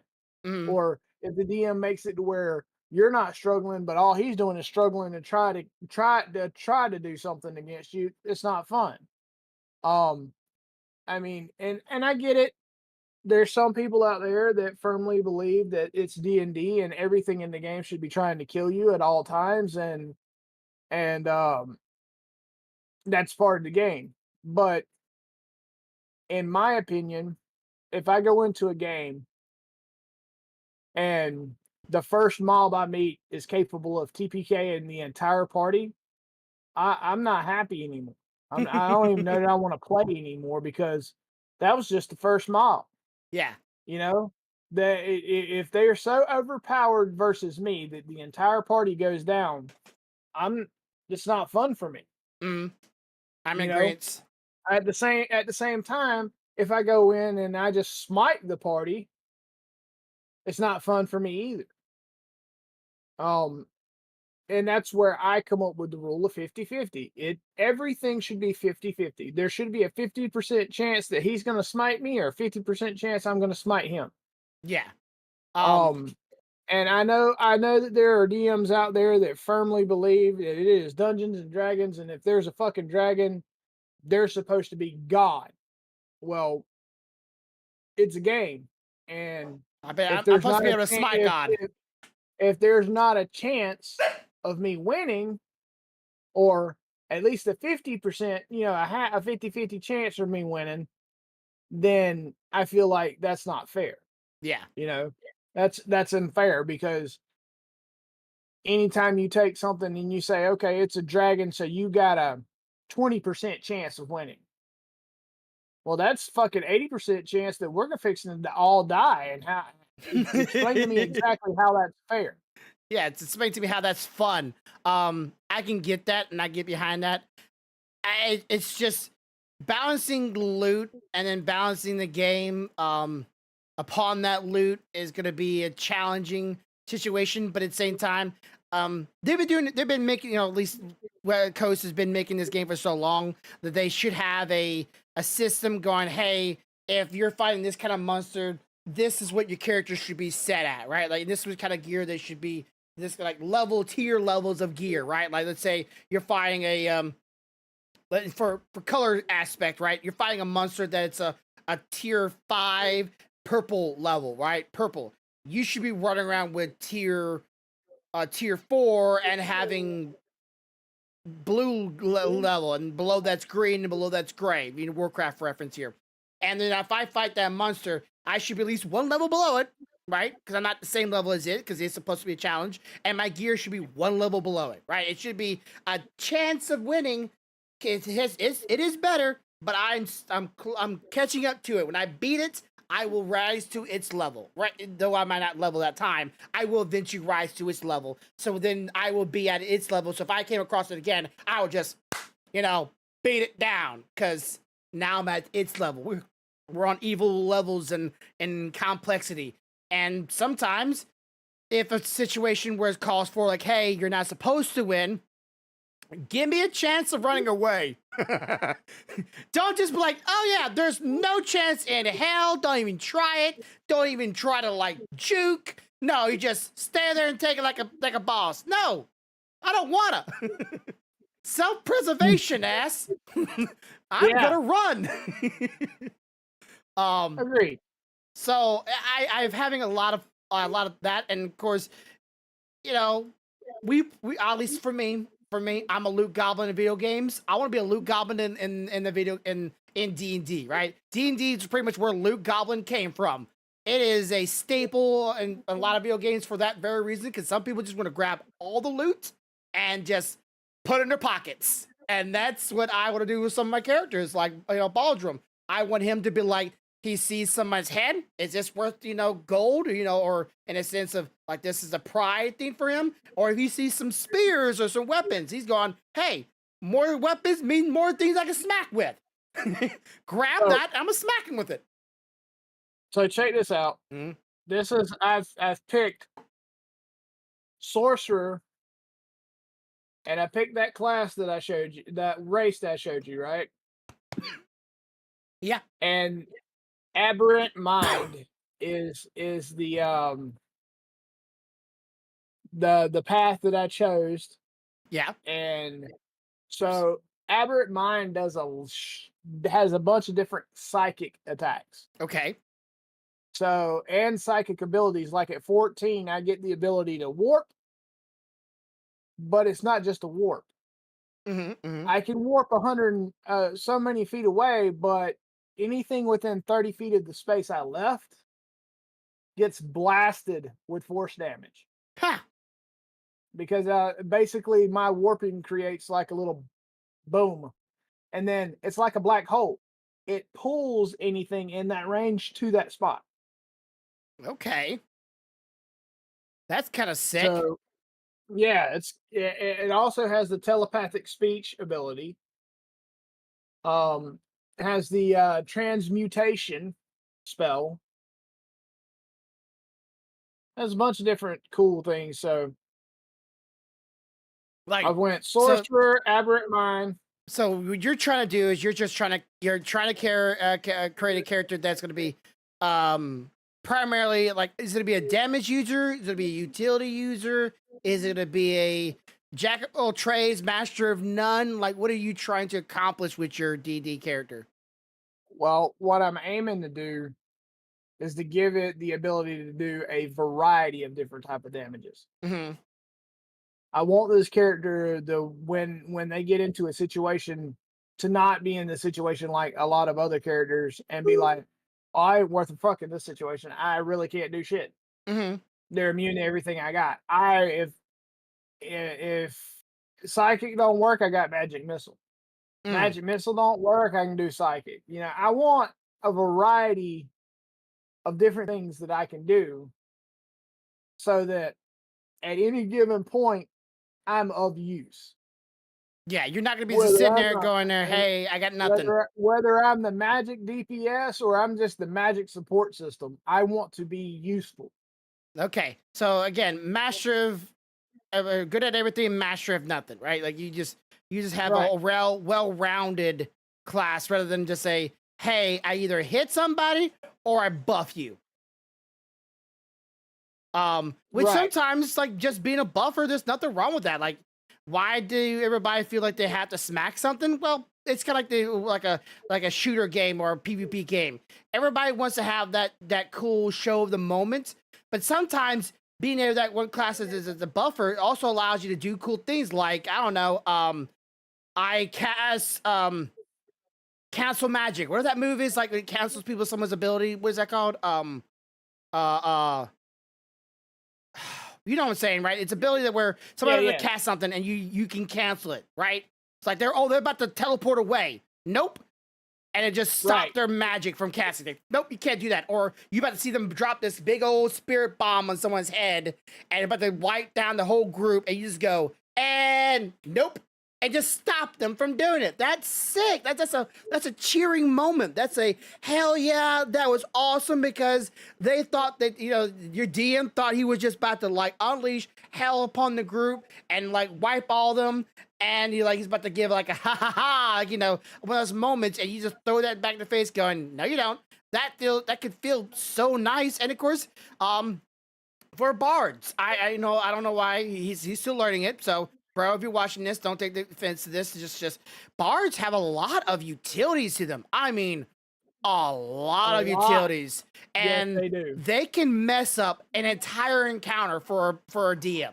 Like, they could make the monster that's fighting them absolutely just stand there doing nothing if they're using the right things. They're thinking, oh, I'm about to hit him. No, you're not. Oh, I'm about to dodge. No, you're not. Oh, I'm about to run away. No, you don't. Like bards are just like that class that just goes, whatever thing you could do, I'm about to mess up your entire world. Your plan, DM, gone. And that's just like some classes just have that about them. And the same side of it, if you roll a good dice for damage characters, you can just go, you know what, that monster, dead. It's just that feels cool too, right? But it's not as dramatic. Yeah. Right. And like you said, it makes a bard can be broken if you're not careful. Yeah. You can make a bard be very broken. Mm-hmm. You know, there's not a whole lot else you can say other than, oh shit. Yeah, but people think like, oh, they're just this dancing, laughing fool or musical fun time. In reality, they're like, they have so much in their belts. And of course, like I said, the subclasses, you could be a bard that actually just hits people with a sword, but still have a little bit of casting inside of it. Kind of like your trickster rogue, where you're a rogue, but you're still casting fireball. Fireball. Yeah. So it's like, you have, and of course, some people don't understand this too. Multi-classing is a thing, but not required. Sometimes just being Right. just a Ooga Booga Smash Barbarian is just fine enough. You don't need to be a Barbarian Rogue, right? You're trying to sneak attack and then, rage and then smack him with the, it's like, you don't need that. But you could do it if you wanted to. It's completely understandable. You could do that. Go for it if that's what you're trying to vibe with. A very sneaky, raging ass. Somebody goes behind you and scares you, just screams in the ears or says, I have free real estate, then smash you to the high heaven. That'd be funny. Free real estate. Right. I don't know. That'd be funny. So what you got so far? I don't have your page pulled up, so So right now, I've gotten the class. I've gotten the class. I've gotten the path. Gotten the race. Picked the way of the hermit. okay. You would be much further ahead Um, if we weren't talking, right? You would be like probably finished by now. I'd have been done. I'd been way done by now. And I Mm. just got through doing the physical description. So white hair, light blue skin, Wait. Okay. bright green.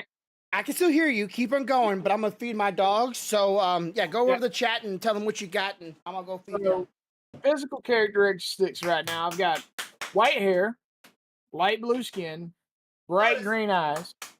Height is 5'10". Weight is 125 pounds.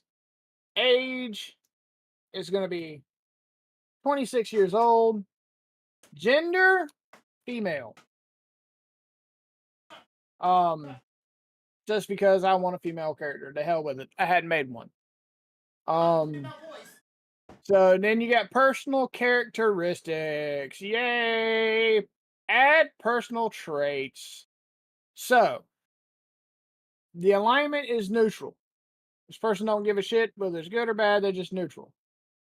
So then we're going to look at our traits here, and the traits have like I've been isolated for so long that I rarely speak, preferring gestures and occasional grunt. No. I'm utterly serene even in the face of disaster. That's a maybe. The leader of my community and something community had something wise to say on every topic, and I am eager to share that wisdom. No. I feel um tremendous empathy for all who suffer. I'm obvious to I'm oblivious to etiquette and social expectations. I connect everything that happens to me to a grand cosmic plan. I often get lost in my own thoughts and contemplation, becoming oblivious to my surroundings. I'm working on a grand philosophical theory and love sharing my ideas. So I'm thinking I am utterly serene even in the face of disaster. So we're going to go with that one.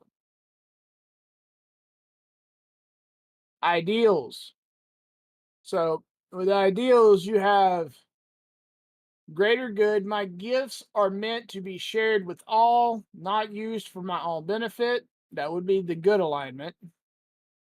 The lawful alignment would say emotions must not cloud our sense of what is right and true or our logical thinking. Then you got chaotic, free thinking, inquiry, and curiosity are pillars of progress. You got evil, which is power. Solitude and contemplation are paths toward mystical or magical power. Have neutral. Live and let live. Meddling in the affairs of others only cause trouble, which is the one I'll probably be taking. Self, any can be self is knowledge. If you know, there's nothing left to know. Yeah. So I'm gonna go with live and let live for this character. Bonds. So on bonds, you have nothing is more important than the other members of my hermitage, order, or association. I entered seclusion to hide from the ones who might still be hunting me. I must someday confront them. I'm seeking the enlightenment and I'm seeking the enlightenment I pursued in my seclusion, and it still eludes me. I entered seclusion because I love someone I could not have. Should my discovery come to light, it could bring ruin to the world. My isolation gave me great insight into a great evil that only I can destroy. So I'm probably going to go with 3, where I'm seeking the enlightenment I pursued in my seclusion, and it still eludes me. You're still a clueless person. All right. And then flaws. So in flaws, you have, now that I've returned to the world, I enjoy its delights a little too much. I harbor the next one is I harbor lust, bloodthirsty thoughts that my isolation and meditation failed to quell. I am dogmatic in my thoughts and philosophy. I let my need to win arguments overshadow friendships and harmony. I'd I'd risk too much to uncover a lost bit of knowledge. I like keeping secrets and won't share them with anyone. So I would say, hmm, I would say the first one. I had to like too much. Like, I've been secluded too long. Give me the beer. Give me the wine. Give me the food. Okay. So there's that. So now we're on to starting equipment. Yay! Now, starting equipment for those, no, sometimes can be based on your class Yep. or your maybe sometimes your race. So it really depends on what you think would be most useful. I would say if you are having a group with people, you might want to know what like they might be choosing, because they might choose something that like, okay, we already have 3 people using this one that has a flint rope in it. So somebody choose something else, so we have more diversity. But if everybody's running with the same bags and everybody's like, okay, what you got? What you got? What you mean what you got? We all have the same stuff. We all chose the same dang bag. Right. So, like for this character, starting equipment, I get to choose between a light crossbow and 20 bolts or any simple weapon. It'll Mm, be any simple weapon because I'm already a caster. yeah. So, I should be able to do long range without a long range weapon. Unless you need like a That being staff. said, now we need to look through here and we have dagger, club, great club, hand axe, javelin, light hammer, mace, quarterstaff, um, sickle, spear, crossbow, light, dart, short bow, sling, and boomerang. And I don't know what that yalakawa or whatever that is. Yeah, la hua hua. Um, I'm gonna go quarterstaff. Um, then you have to choose between a component punch or arcane focus. Mm-hmm. Gee, I'm a caster. What should I pick? Arcane focus. Maybe arcane focus. So now I have to choose crystal, orb, rod, staff, wand, Well, or arcane before we get there, focus. explain to me why you need arcane focus. Like I know, but like explain to Okay, me as if I'm new. so Why the would you deal choose with the that? arcane focus is that without an arcane focus, you must have materials on you to be used in spellcasting. In some spell casting. Yes, okay. So if you don't have those materials, you can't cast that spell. Now some DMs will overlook it Mm-hmm. because they're gonna they because the ability to have an arcane focus negates that. They just say, okay, for the spellcasters in this campaign, we're going to say you've got an arcane focus because most people don't want to have to scrounge for materials, so they will pick an arcane focus, just like I'm about to do. Yeah. Um, so that's what they do with that. The arcane focus is an object that you keep on your person that allows you to focus your magical energy and cast a spell without having to consume materials to cast that spell. Yeah, and like for anybody that might not understand, it's like you went to a voodoo doctor or something like that, or seen someone like casting like some magic trick and they blow some dust out of their hands, and then a flower shows up in their hands. It's kind of like that, where you need some kind of component or something to equivalent exchange or similar to the ability itself. Like like might want to cast some fire. Well, I might need some soot, right? It's close to fire. So it's made Right. from fire. It's something So to relate to that, so that you have a reason to use it. But some DMs might right. be going, "Hey, I don't want to worry about like having y'all buy all this stuff and keep track of like whether or not you have these components on your character. I don't care. Just say you always have it or use this kind of item where you just go, hey, I can cast it because I have this thing on me at all times. This just Right. allows me to use it." So I just picked an orb as my arcane focus. Mhm. So my character will have an orb, whether it's equipped to a hand or in a bag on me. As long as I have that focus, I can use it to focus my magic ability. Mhm. So now I have to pick my pack. Do I do a Dungeoneer's pack or an Explorer's pack? Yeah. And this is the part where some people get just like, it's not a big deal, but if you know your people and you know who is in it, you might want to choose like, okay, everybody who's choosing what pack, what thing, whatever, and I'll choose the other. It's just an idea, but you don't have to do it. But Right. some people will be like, And yeah. when you don't know those things, you can do like what I'm gonna do. I don't see my character being a dungeon someone that's been doing a bunch of dungeon diving. They took the way of the hermit. They were in seclusion looking for enlightenment. Hmm. They've come back to the world because certain they got to a certain plane, but yeah, there's some things that they didn't quite get to. So now they're looking to see if maybe traveling will help them attain that.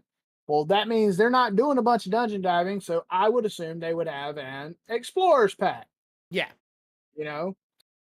My character automatically gets 2 daggers, Hmm. whether they're equipped for slashing or throwing. I get 2 daggers, period. Um, Hermit starting equipment. So this is specifically starting equipment for a hermit. Hmm. The hermit gets a scroll case stuffed full of notes from your studies or prayers. Okay. So as basically, I have a shitload of my notes from when I was seeking enlightenment and studying my own inner sorcerer power. Right. Yeah, your own magic. I get a winter blanket, not just a blanket or something from a bedroll, a winter blanket. So when everybody else is freezing their ass off and going up the mountain to fight the dragon, You're I'm gonna be not. nice and cozy. Yeah. I get a set of common clothes. I hope so because I don't want to be naked if I take my armor off. Um, I get a herbalism kit, Okay. Okay. which means I can prepare herbs. I get a pouch containing 5 gold. Interesting. Okay. Um. So then there's that.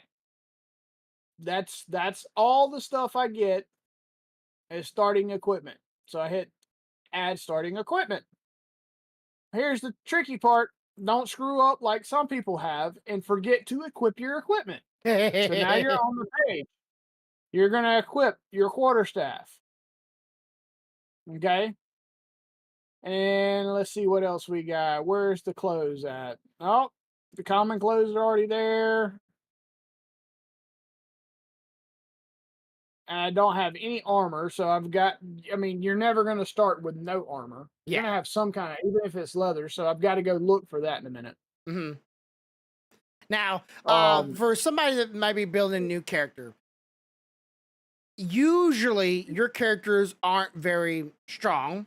and they're usually, unless you choose the background that you came from a wealthy family, you don't have very good gear on.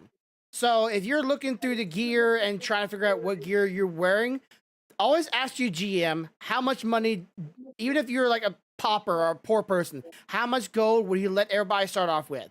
And Right. then you add whatever, like, you know, if you're rich, wealthy, poor, blah blah blah, and then going, okay, look up gear's worth. Don't just going, okay, I have 50 gold and I just so happen to be a poor person, but I'm walking around with mithril gear on me. No, you're not. You're poor. You can't afford it ever. Right. My character, Hmm? like or she's saying that, or the reason you're poor because you spent all your money on your gear. Yeah, oh, that can make sense. Yeah. But like, don't be Yeah. just like, okay, I'm gonna just make my character overpowered and so high of AC that nothing's ever gonna touch me. Like, that don't make no sense. You you gotta put yourself at a reasonable level and not blast through it like some people want to have a power fantasy and their character is just God. Right. So like now I'm trying to look up what she said. What you talking about? Her character is God. Fuck y'all. She had a prophetic vision. Don't you remember? Yeah. So I'm trying to I'm trying to figure out what armor classes this character can wear, because unfortunately I didn't notice that when I was building it up to this point. Hmm. It should be light armor. Should be.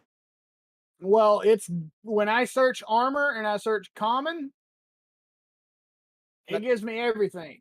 And it doesn't say, you know, class specific. by the way, if I hit proficient, there is no proficient armor for this motherfucker.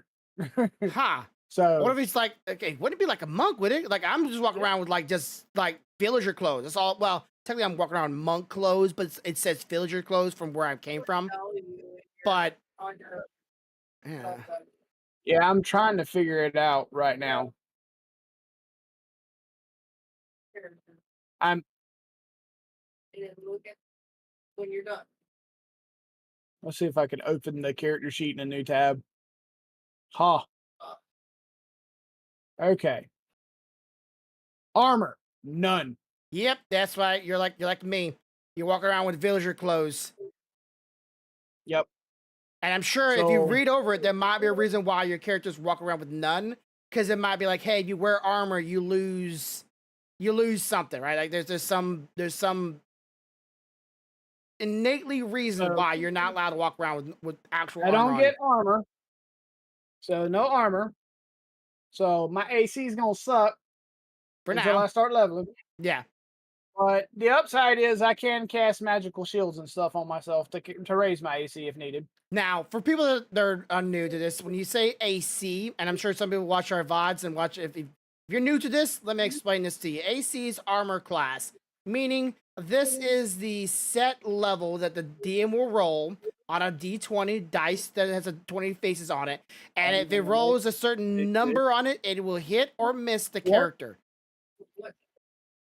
And with actual armor on, they actually might miss more or tougher to hit because of the high AC on their class because of armor. But since he has no armor, his AC is going to be low until he levels up things to help him increase that, or he gets something that will increase his AC and just innately, like a ring. I was wrong about one thing. When you deselect everything but proficient, there is one piece of armor that's proficient for this class. What's that? Elvish chain. Elvish chain. Well, It's a medium armor. how would you get access to Elvish chain?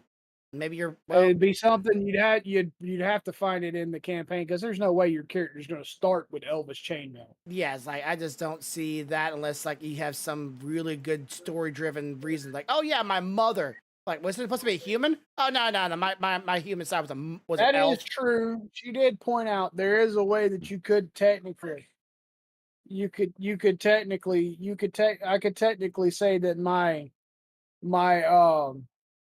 mentor was of an elvish descent, and he left it to me when he passed away, and that would give me access to it. Yeah. Um. But then again, That's the thing that the DM would have to approve. So Yeah, whether or not to let you have such a valuable item at the get go. yeah. So I would say that's valuable. Like it's like the only reason I All don't give right, my so character, my let's crow view this character. character sheet. Oh, ready? Here's the character sheet. How terrible is it? Dun dun dun. Are you wanting me to look at it? Because right now I'm still working on my thing. That's up to you. I'm just saying I was pulling it up. Okay, well, then, Holy shit! This character will not survive as a level 1 without a party. Not happening. like I got one friends, but I need them. Armor class is 10. Ooh, shit. Okay. Wait, it gets better. Maximum hit points at level 1, 8. Ha. Well, yeah, it might be beneficial. You find some friends and quickly. Right.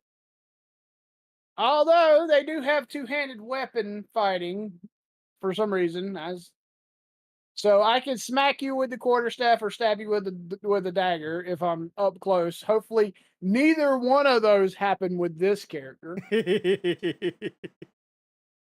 I have bonuses to Arcana, Insight, Medicine is fucking a 4, Insight is a 4, Religion is a 1.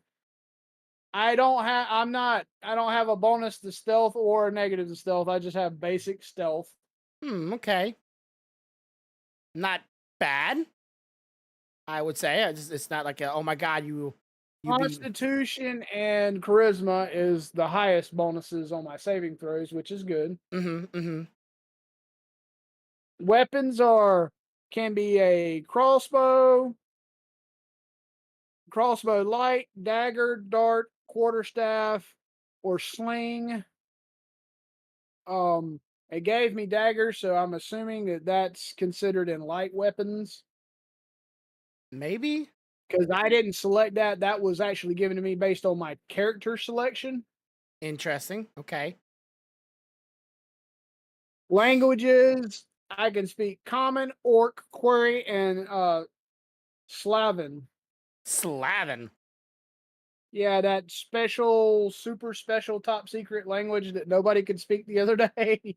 Oh, yeah. Okay, Slaven. All right, it could come up. Like there's never no telling when then something like that might So be useful. let's look at spells. Let's see if the spells are gonna be anything that will save this fucker's life. Okay, I haven't even selected anything, but out of the gate, he gets Mind Sliver. My So sliver. basically, oh, damn. Okay, so it's a psychic spell Uh-huh. that I can cast on anything within 60 feet. Okay. It does a d6 damage, and they have to roll a save of 13 on int to be able to not be hit by it.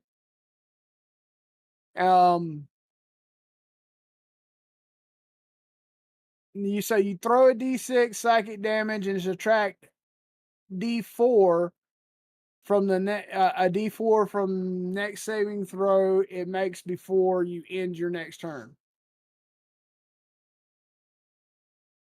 So spells damage increases by a d6 when you reach a certain level. 5th level gets 2d6s, 11th gets 3d6s, and so on and so forth. Yeah, so if they don't pass an intelligence of 13 Yeah. on the saving throw, they get smacked with whatever the d6 is. Oh well, that sounds like fun. And just imagine at level 5, it's 2d6s at the time. Okay. And that's considered a cantrip. So I don't have to use a spell slot for that. Yeah, cantrips All right. are really nice in this First game. level spells that it gave me out of the gate. Arms of Hadar.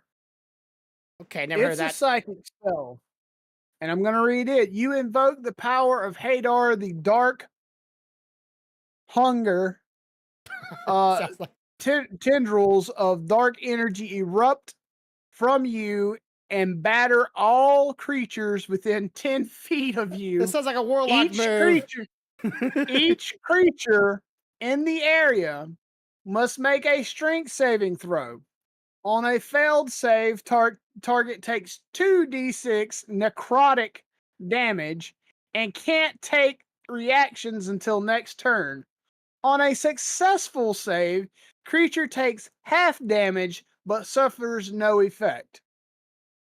Sounds like a At warlock higher move. levels when you cast this spell at like second level or higher, the damage increases by 1d6.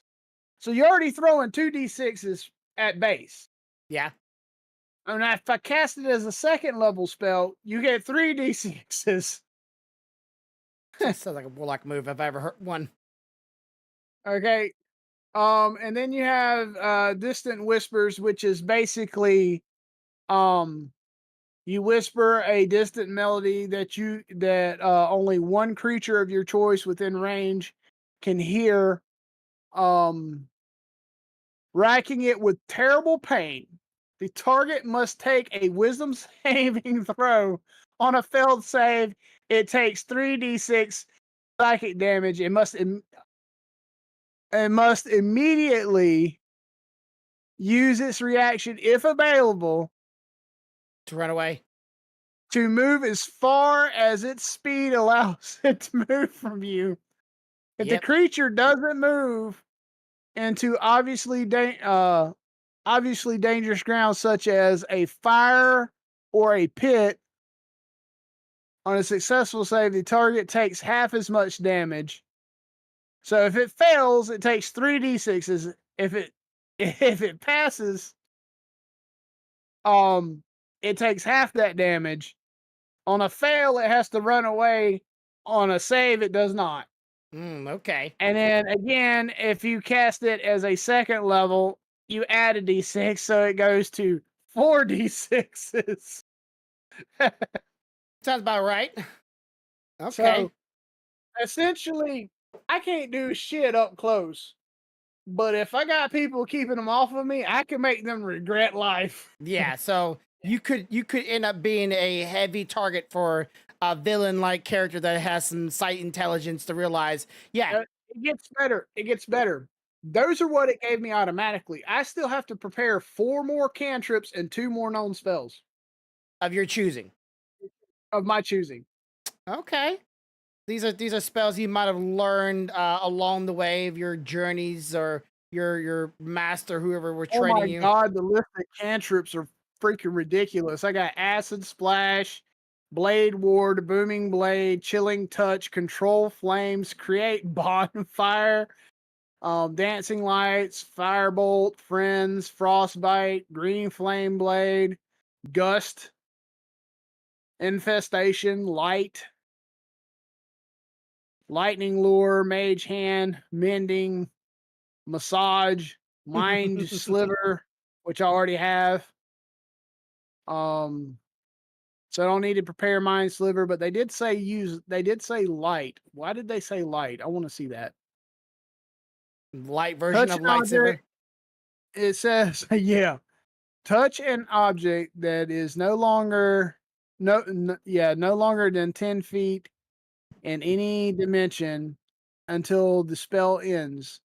The object sheds bright light in a 20-foot radius and dim light in an additional 20-foot radius. The light can be colored as you like, completely covering the object with some opaque. Oh, now. With something opaque blocks the light. The spell ends if you cast it again or dismiss it. Okay, so basically it just gives. I basically can turn anything into a flashlight. Yeah, flashlight. I mean, flashlight. Sorry, the joke there. Okay, so it has a lot of utilities behind it. They also suggested that you do Ray of Frost. I haven't.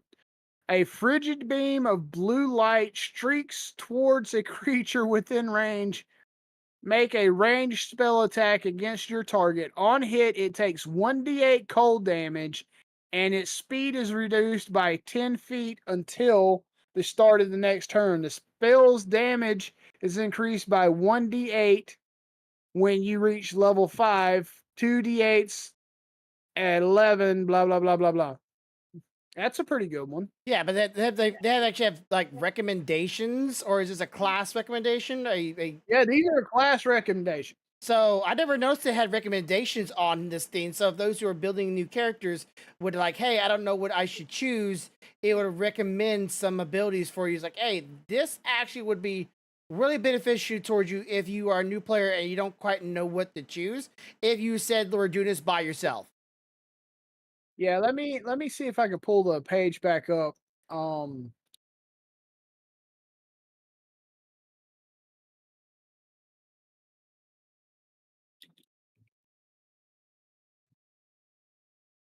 So the recommendations that it made were light prestidigitation, ray of frost, which we just learned, shocking grasp, shield, and magic missile. So we've done ray of frost. I haven't decided on light. I'm fixing to look at shocking grasp. Mm-hmm. So shocking grasp says lightning springs from your hand to deliver a shock to a creature you try to touch. Make a melee attack against the target, and you have advantage on attack roll if the target is wearing armor made of metal. Okay. Or a hit. On a hit, the target takes 1d8 lightning damage and can't take reactions until it starts next turn. And again, it levels up a d8 at the time. So, if they get close and they're wearing armor, I basically turn them into a circuit board. I like that. That's good. I think I'll take that one too.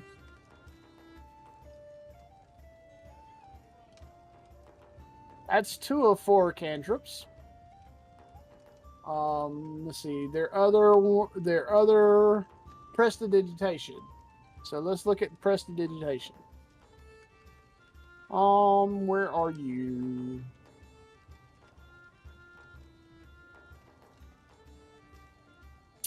Prestidigitation. This spell is a minor magical trick that novice spellcasters use for practice. To create one of the following magical effects within range. You can create an instantaneous, harmless sensory effect, such as a shower of sparks, a puff of wind, a faint musical notes, or an odor. You can instantly light or snuff out a candle, a torch, or a campfire. You can instantaneously clean or soil an object.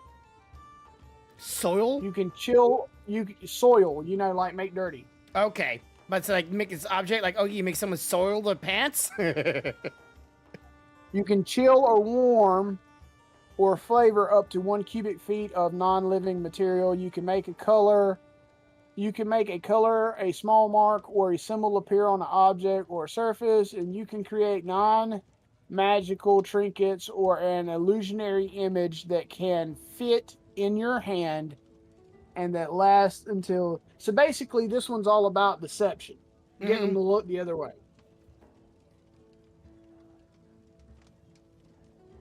So... All right. So, I'm not sure about light and prestidigitation.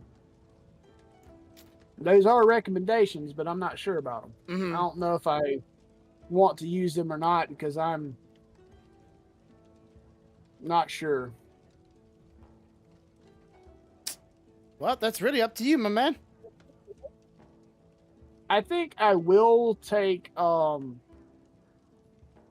prestidigitation, but I'm not going to take light.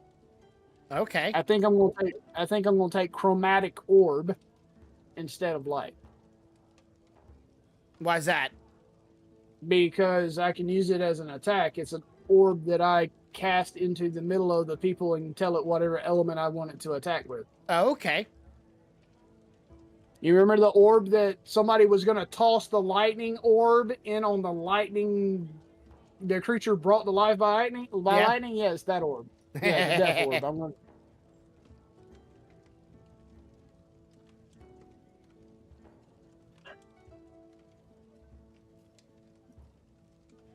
All right, now to the first level skills. First level, we're gonna go magic missile for sure, and shield.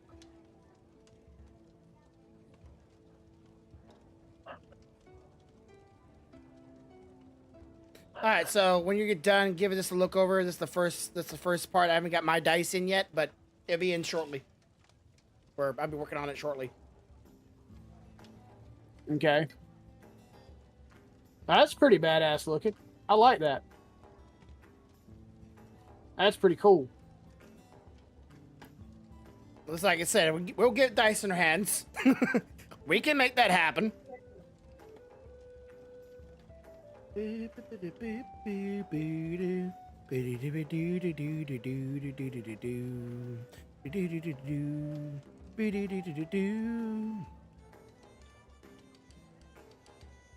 Alright. So, this fucker has a shitload of spells. Well, it's a caster. I got 1, 2, 3, 4, 5 cantrips and 4 level 1 spells out the gate. I can understand that. It's a caster.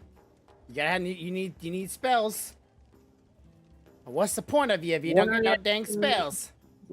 You can take when you're hit by an attack or a target by magic or targeted by magic missile. Oh, that's pretty cool. So so shield is like a reaction.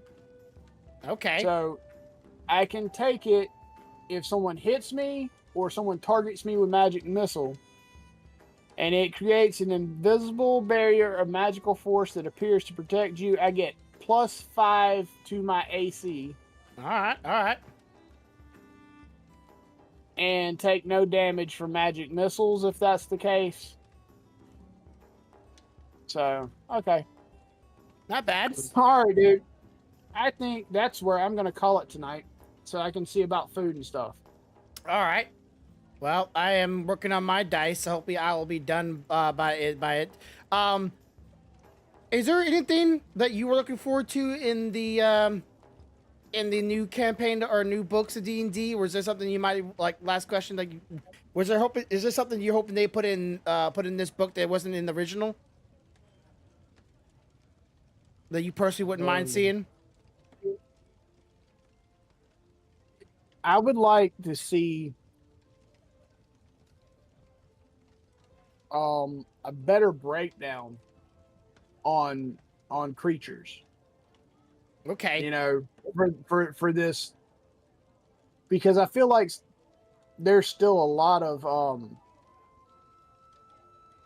room for misinterpretation. Mm-hmm. So I'd like to see a better breakdown of like the creatures. I think they've covered like character classes and stuff pretty good. Yeah. But I still think there's still some like wiggle room on how people interpret it or interpret certain creatures. Yeah. Okay. Well, that's just me. Yeah, I have not much problem with it. Then again, I haven't dipped my toes in D&D too much as it is, but we're learning it slowly and surely. All first-hand accounts, of course, but I wouldn't mind seeing a lot more of a lot more simpler wordings for abilities that are more cut and dry. No room for interpretation, no room for wiggle room.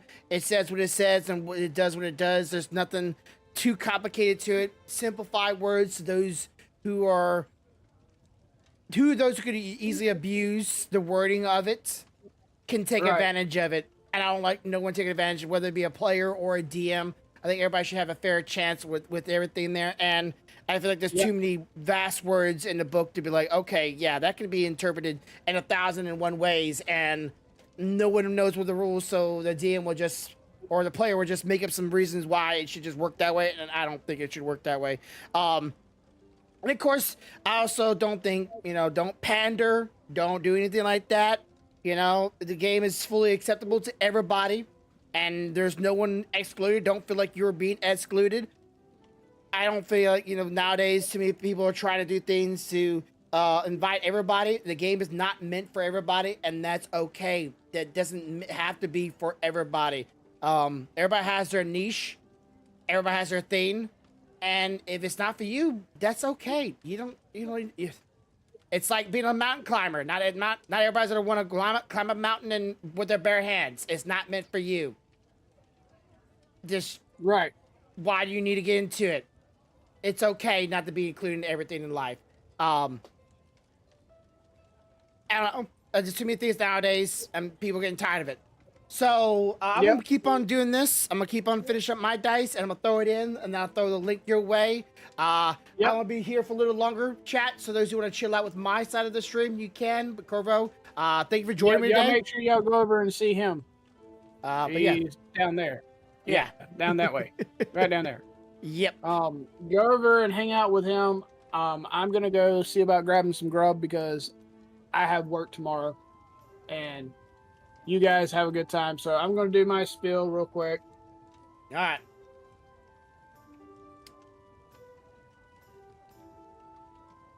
All right, guys. Thanks for coming tonight. I appreciate it. Hopefully, y'all found some of the stuff we were talking about interesting. I know it was basically a D&D bullshit session talking about what our perspectives are about how building a character and how we go about doing it, building a backstory and all that stuff. You got to see some artwork that Grumpy's working on his end for our streams. You got to see me going through some of the character building and some of the questions back and forth between the two of us. I hope that you guys enjoyed it. I hope y'all are going to like it. It's yet to be seen if this character stays or if it goes or if I rebuild it. Trying to find a different way to make it a little better. But we shall see. And as always, y'all have a good night. We love you guys. We appreciate your support. We will be here tomorrow doing our normal podcast, and provided there is no issue, we will be here Sunday for the campaign that we're doing with Stealthy to go see a hag. So with that being said, night guys, love you, have a good one.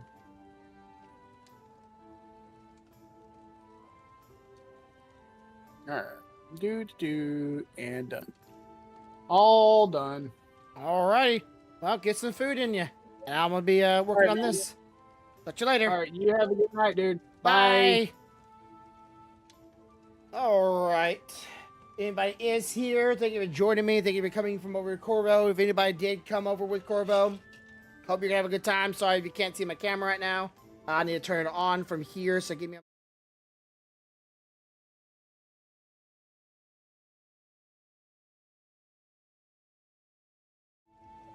There we go.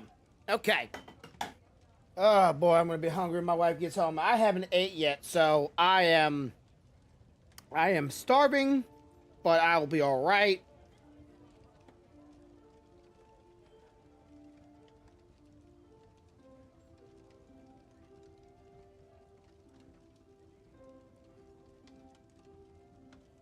Just let my wife know that I haven't ate yet, just so she don't go and ask me some questions like, "What are we eating?" I don't know. You tell me. That's how I usually roll. Okay, so let's see. We got the dice down there. We got this dice here. I'm trying to remember. Like, I wish I had know where my dice were, so I could go and look at the dice. I get an idea. I could pull up a 3D model. This is showing just my screen. It is just showing my screen, isn't it? Oh, that's whatever. Okay, I thought it was just showing the actual like program, but no, it's just showing my screen. Okay, so let's see. I need to open up my 3D folder file.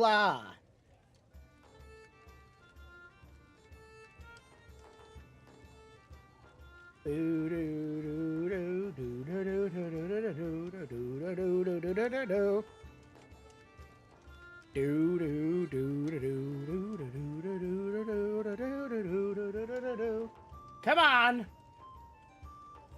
Actually, now that I think about this, probably go to the main screen until because this will pull up everything on my folders from my external drives. Boop, boop, boop, boop, boop. Yep, there it goes.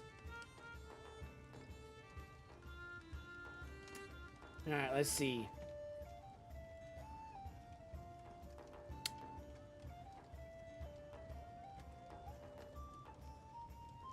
Okay, so let's see. 3D files, DnD, and let's get a D20.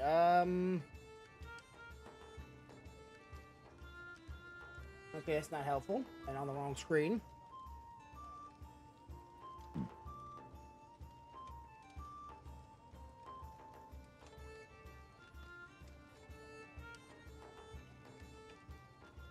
Okay, this might not help either, but it will do what it will do. Okay, so let's, okay.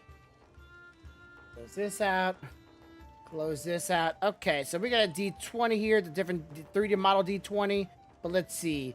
All right, D20 is facing up this way. It's like this.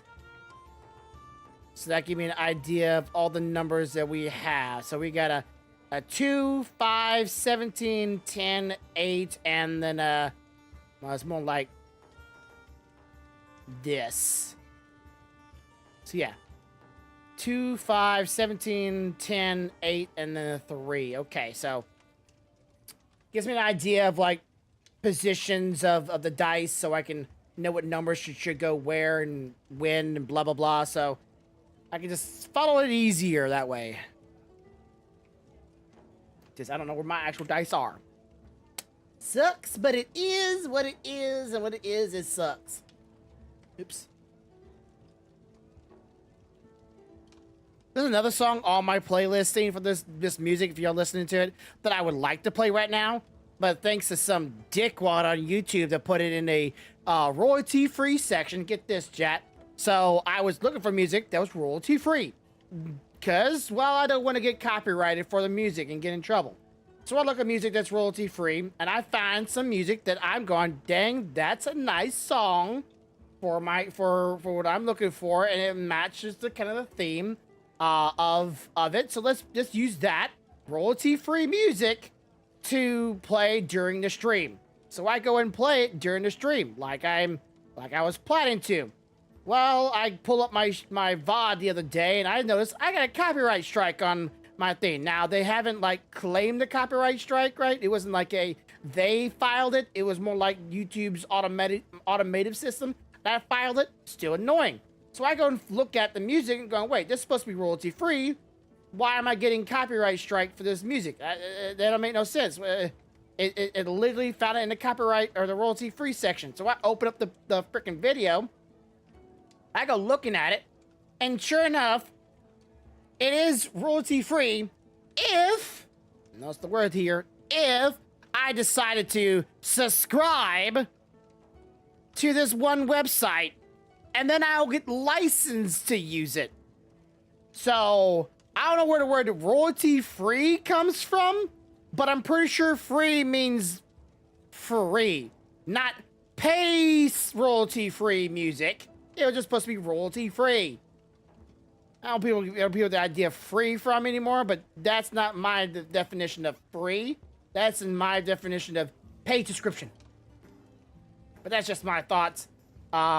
Leave me your thoughts down below if you're watching this VOD. You think people should be making you pay for royalty-free music? I get it, right? Everybody needs to make some music, and especially you put the music out there for free. Totally 100% understand it. I kind of do stuff based on people's donation, but don't put your stuff in royalty-free category if it's not actually free. I don't know. Call me old-fashioned, but That's not free to me. Not free. Not free. That's bullshit. That's what it is, in my opinion. Royalty free. Pay us and you can use it. Oh, well, I was looking for the free word more than the pay word. I want to pay for some music. I'll just go pay for it. But again, if I buy music on, let's say, on Spotify or whatever, Amazon, and I play it on my stream, I also think I should be able to play it because I paid for it, right? It's my music. If I want to play it while I'm doing this, I should be allowed to do it. But, you know, they don't like that either because, you know, they're not getting royalties from it, right? It's like watching me for radio, but no one's coming here to listen to music. Some people are coming here to just watch the freaking VOD. But some people say, no, they're here to watch you. So therefore, if they're watching you, and or not you, they're here to listen to music. You're just a background noise, or I don't know what they're thinking. All right, there's the 5. Now for the 2. 1, 2, 3. All right. All right, 2.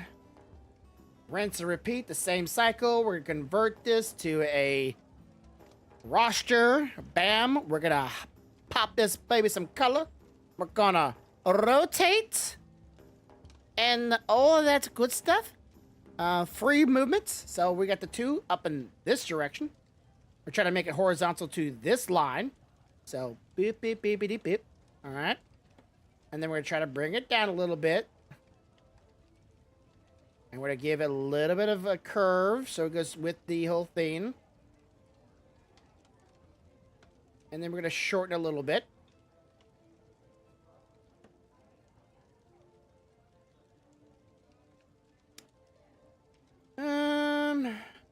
Yeah, it is facing that one. Okay, I'm going to give it a little bit more curve this way, a little bit more curve that way. Maybe more of an inner curve. Okay, a little bit more down this way. We're trying to match the lines with the lines of that line and the line of this lines. Okay, it's about equal. Bring it down a little bit more. Make sure the spacing is still good. Bring it down a little bit more. That's good enough. Okay. Press OK. Get the other color. There's the other color. And if we were looking from this direction, we would see it down from this direction.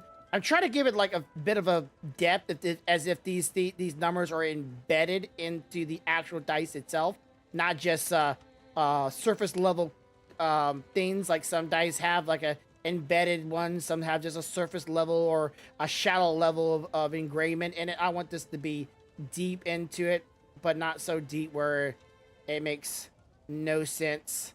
But yeah, I'm trying to give this thing some depth of view. So you're looking at this dice. Since it's turned on the angle, you should see it from an angle. Oh, sorry, I'm not meaning to burp in y'all's ears.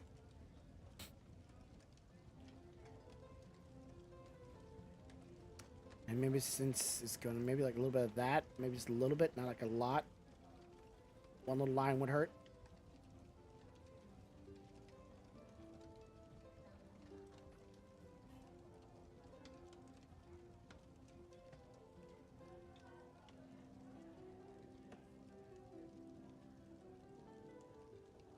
Let's see what that looks like. That's about fair. Yeah. Okay. All right, so there's the 2. Now we need a 17 and a 10. Let's work on 17 first. Grab the color. I should just be grabbing both of these things and bop, but there we go. Okay, now we got both colors. Okay, so 17, 1, 7. Same rinse and repeat. Oop, not a vector. We don't need a vector. Vectors are nice when you're drawing over lines, but I don't need a vector right now. Okay. Alright. Free. And then we're going to score it up with the line below it.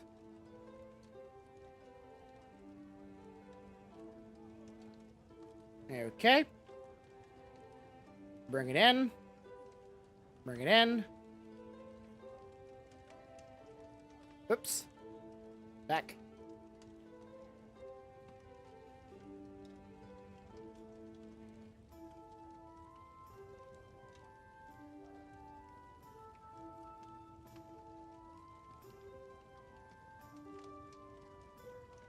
let's see.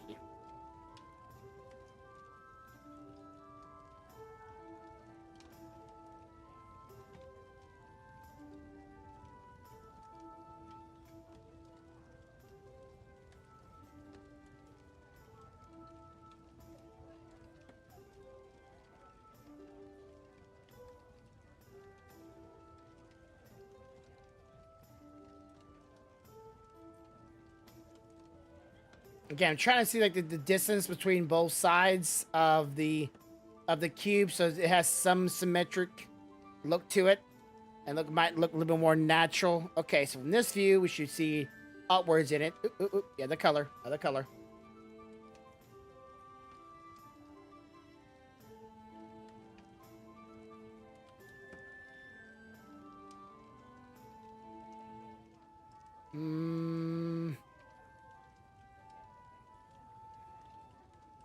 Get an idea for this one. Oh yeah. Right back. I'm gonna check my kids.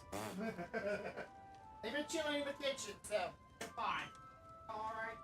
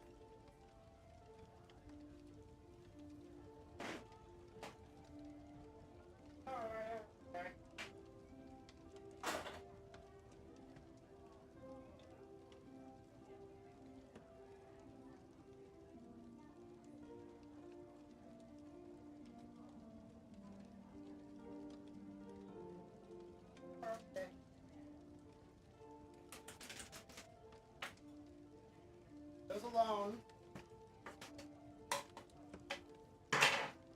All right. Thank you for those who are here and those who are chilling. I do appreciate y'all. You know, this is not D&D, and some of you might be like, okay, I'm mostly here. I'm new to this channel, but I'm mostly here just for the D&D content. Sorry. Things just came about, and you know, life can seem to get in the way a lot when you get to our ages, jobs, and so on, and other unwarranted and unwelcome things can happen, and they will happen at some point. And it is what it is, really. Can't control it. Don't even try to. Just let it happen.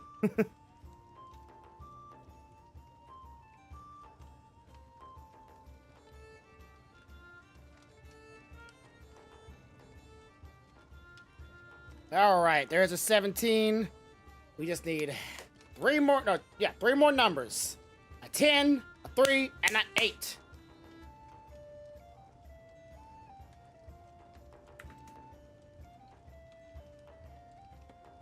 Maybe like there's a lot of recognition of patterns here. Same things over and over again because, well, it's how I do my things. How I, roll.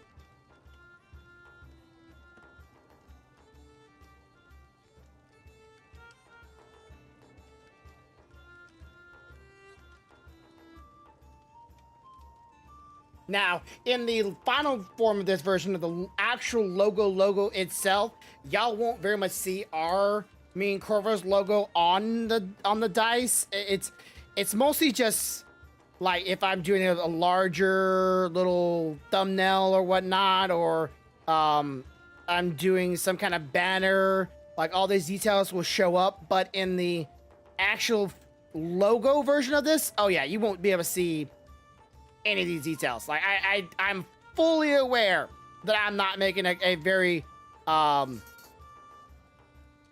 legible dice when it comes to seeing numbers or whatnot, because dice are really small, and I'm about to make a logo about the size of actual dice.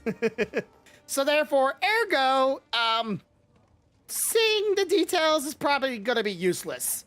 But when it's full size, you'll see it, it'll look nice, it'll look pretty, and it'll be cool. But I know you won't see it in real life. It'd just be just like, what the fuck is that? I don't, okay, she has some dice in it, okay? You'll see her just fine. Seeing us, not happening, Captain. All right, let's see.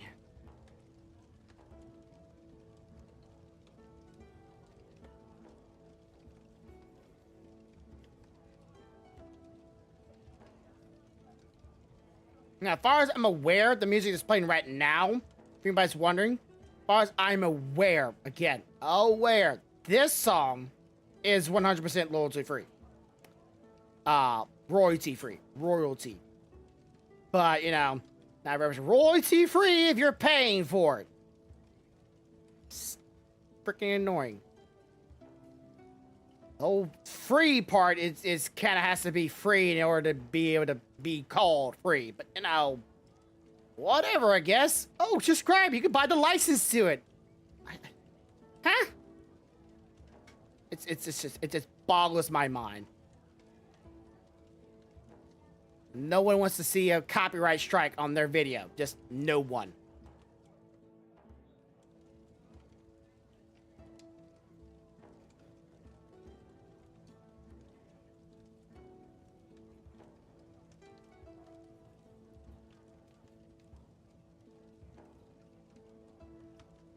Bubby, go sit down.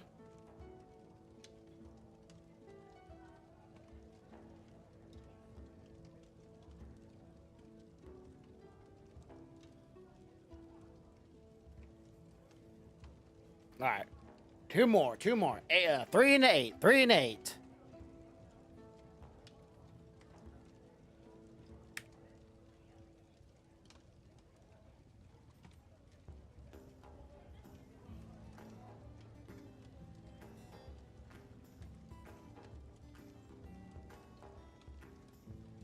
Oops.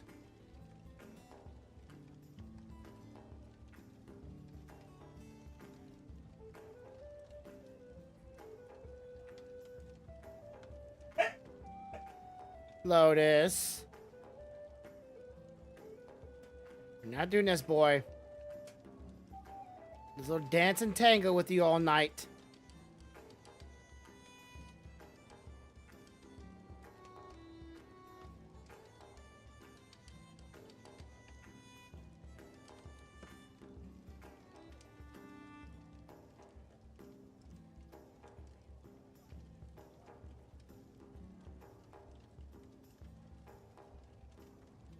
All right. We should very much see into this dice's corner, so I might make this one a little bit thicker.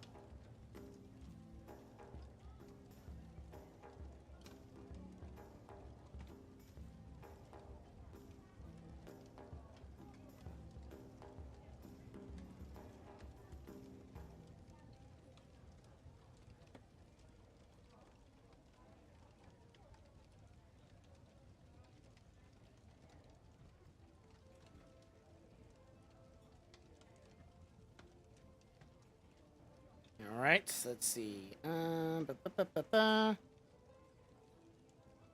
see your walls. Let's see. I feel like this, it looks a little weird if it's not.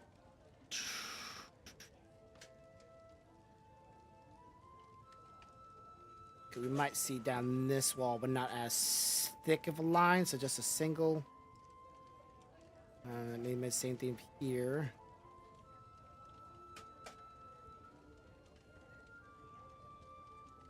Would I see then this line? Yeah, sure. Yeah. Okay. One more. Right here. All right, there's that one. Okay, last one, a number 8.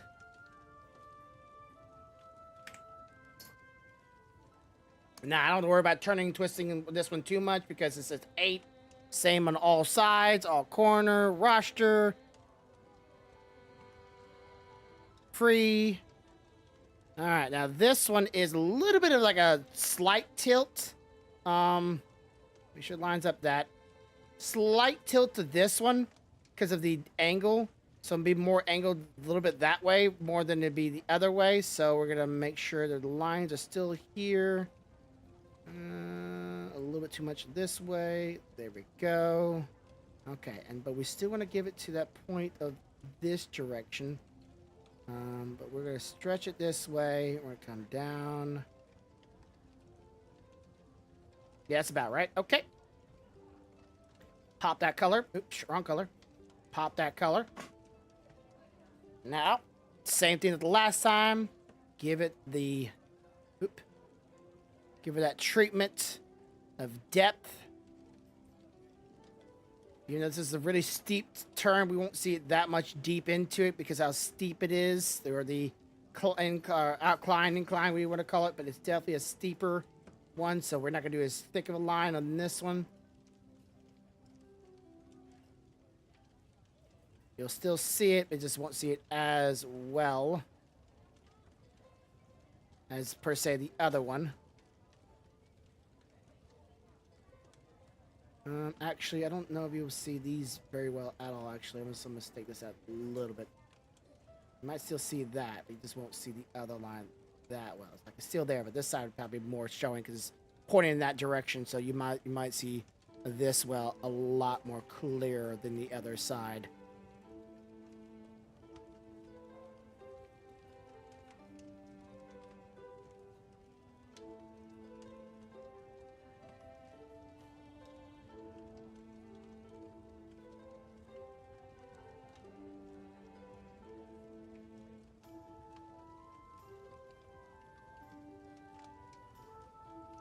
There we go. Okay. Now there's my dice.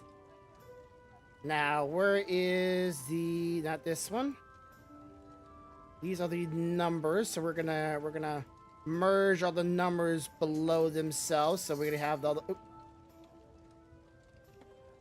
Merge the numbers together. So we got most of those numbers down together.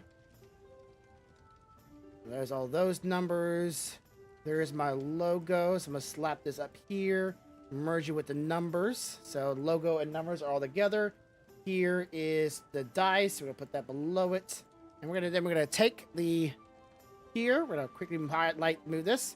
Take all these little squares. All right. And then we're going to take the color. And we're going to do a little bit of shadowing and a little bit of light work to it. A little bit smaller on that. Too small. Almost there. Here we go. Give a little bit of depth to it. And a little bit of highlight. I mean, not that much, but here we go.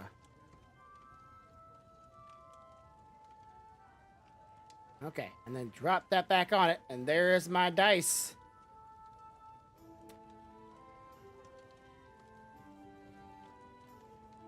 Okay, now we're going to merge it all below. It could be cleaner than this, but again, a lot of details are going to be missing anyways. I could do all the stuff, the numbers as well, but I don't really feel like doing the numbers and the little highlights and shadows and so on. Then I'm going to do manual or hard shadows for the dice numbers. It is what it is. Okay, so we have All right, we need to make sure this dice is the same size as the other dice.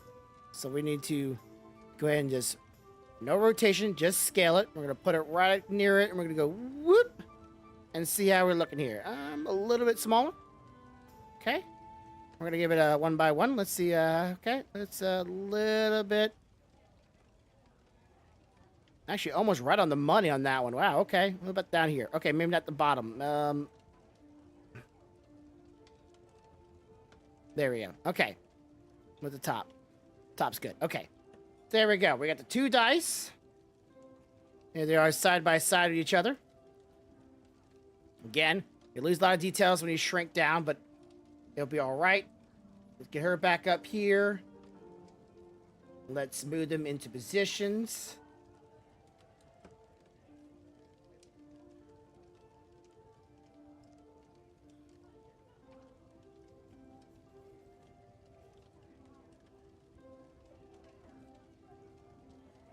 I feel like they could be a little bit bigger? Let me highlight both of them. Scale.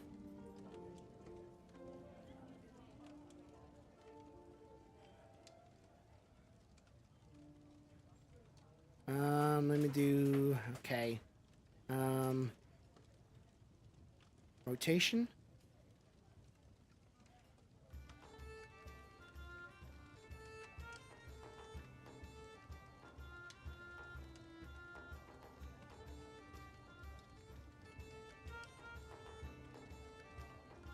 Alright, let's just try rotating my dice.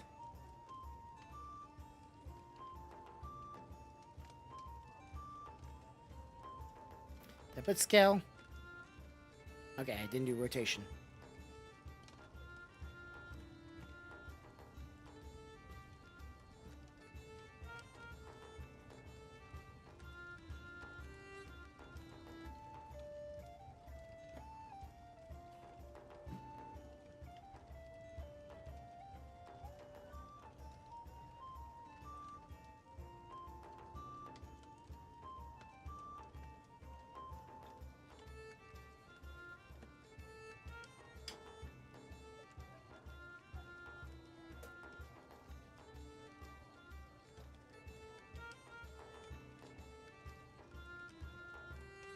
Trying to see where I can maybe put the dice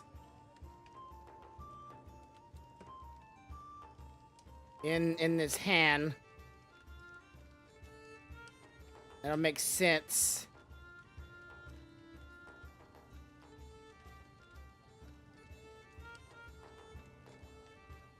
Okay, maybe slightly smaller. Only slightly.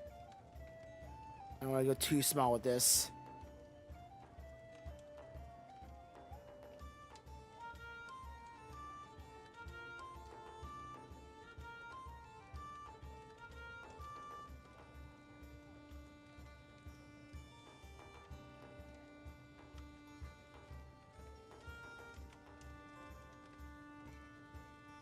The problem is with like logos, like the smaller you go, the more details are lost, and like normally logos are like really small. So you have to show a lot of details in very large ways. So even though it looks good from this point of view, that size, and the lining looks good from this size, from a logo size, you need to make it a lot bigger. So I still might have to make this dice bigger.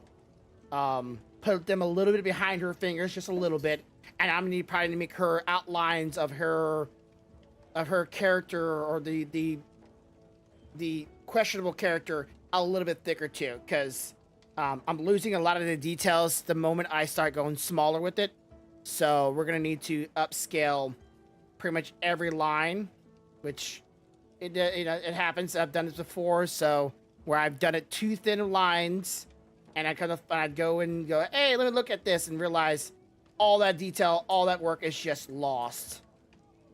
So that's really hard to convey in things. What up, pals?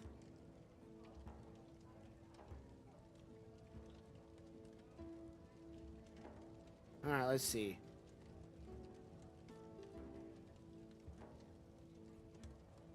Make all this thicker.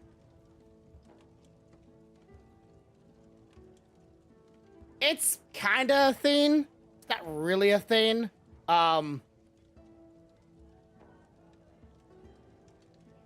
You left him? I thought you, okay, 400% roll with you. I thought you were still with them. Like, I was still in the thoughts like, hey, he's still doing his thing with those guys. He's still working with them, blah, blah, blah. And you were still like, that was your night with them. You mind if I ask you what happened? Because, you know. Oh.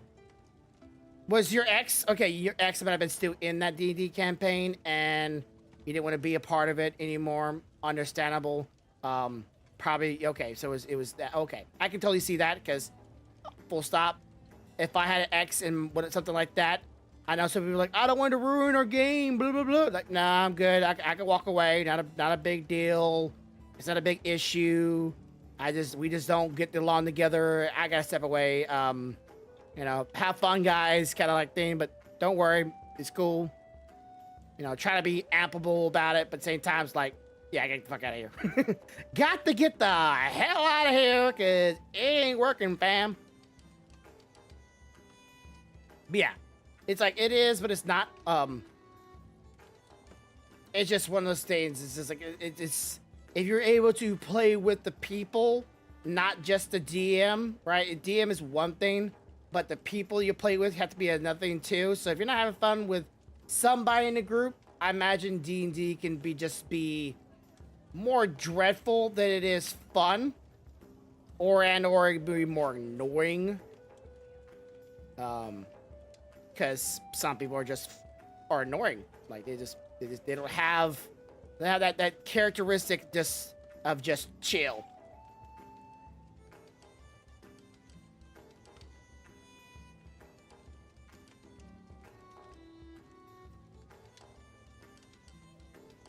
You gotta have to have that characteristic of chill. Though, you know, tissues can be high when you're playing any video game, but D&D, I feel like people can have the opportunity to be more chill. They just don't want to be. Okay, you can chill, ma'am. Sorry, my dog is not like looking at the door like my wife's about to be home any second now. She's not. Y'all can just relax and Lotus stop doing that weird sound behind me. Lotus. I love you, boy, but what I don't want to hear from you is... Lotus! Yeah, tell you, chat. You think does this stuff on purpose, I swear. Hey! Hey! Hey! What I tell you? Chill it.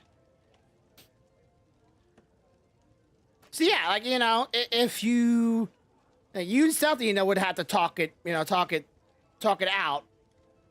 Right? Because... You know, make sure there's not gonna be any blood in the water. You know what I'm saying? The Stealthy is playing with us.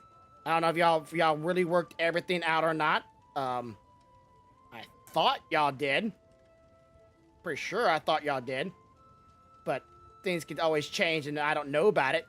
Like, oh yeah, we're fine. A week later, I hate him. Like, what the fuck happened now?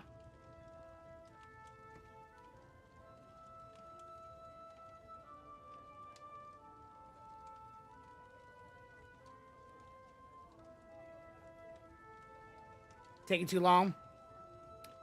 Well, I know.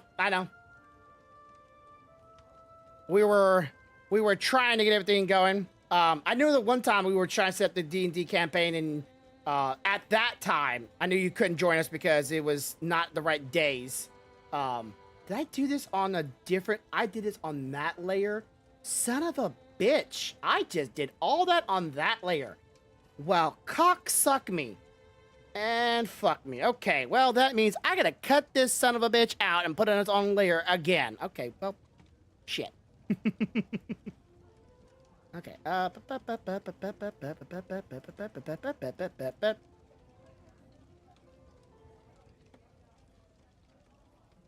far as I know, I didn't do any of the lines in this area, so let's hope I did that.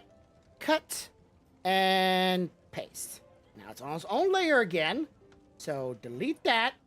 Get back on this layer, which is the thicker line, and there we go. We go from here. The thick boy. All right. Okay, all the lines gotta be thicker than a Snicker. Well, not thicker than a Snicker, but pretty damn thick. Joke's too easy. I'm not gonna go there. It's too easy. That's a low ball joke. Low ball joke. It's in my head. You'll never know. Unless you're weirder like me, then you might know what joke I would make. It's a low ball joke, and I don't think that's quite classic. Alright. And I'm all about that class, that ass. I mean, alright, there goes my jokes again. Probably like, I know if I made a joke in real life and nowadays society, everybody like, look at him! He made this joke back a long time ago. He's evil. It's a joke. It's called humor. Get some. Just get some.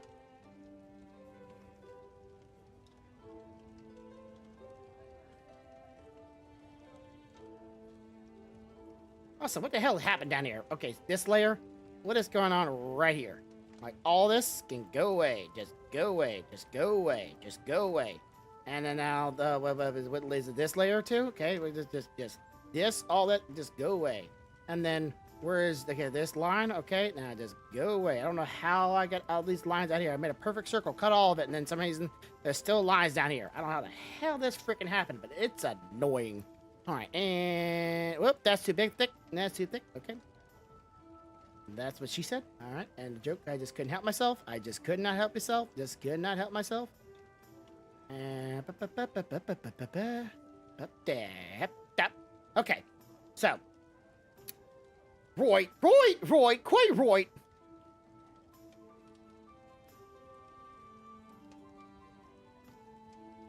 Ah, shoot. Never mind. Wow, that's really thick. I forgot. Oh yeah, it's supposed to be thick.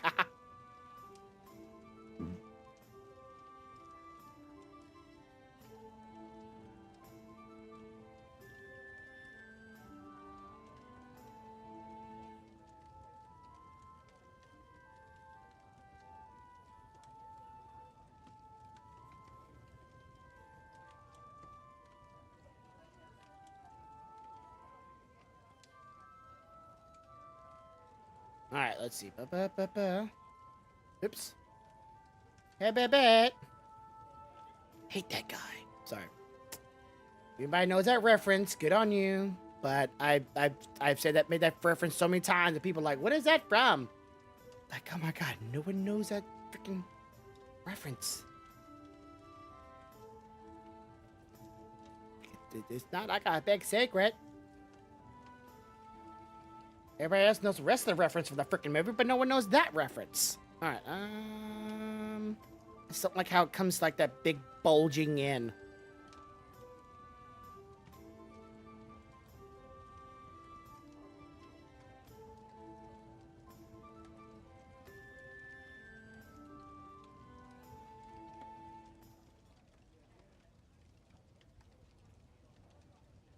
Let me see. I'm gonna go from here to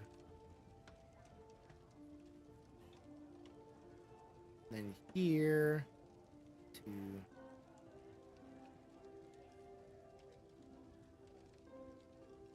okay. Not bad. Then here. Okay. Thick line. Purple. Here and then boop. Shoot, I don't know how to freaking apparently do this. There we go. And then I need to, what I need to do is give it the finger. There we go, the finger. And smudge this shit. Okay, just no, a little bit bigger. A little bit bigger finger. A little bit bigger finger. There we go. And then and then blur the shit. Alright, blur it up. There we go. Come on, blur a little bit better. And there we go. Okay, so let's see. Let's zoom out here. See, the line's a little bit better. I think her black lines are still coming in pretty decent. I can make this one a little bit thicker though. Like this one might be a little bit. Okay, let's see.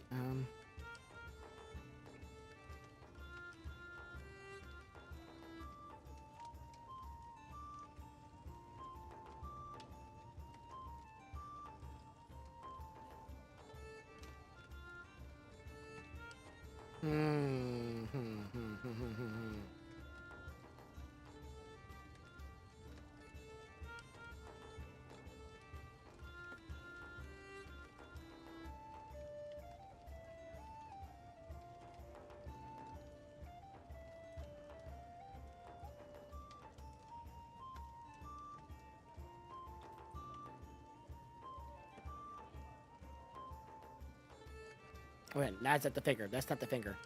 This is the finger. And then it's probably not big enough. Nope. Not a thick enough finger. Do I need to do?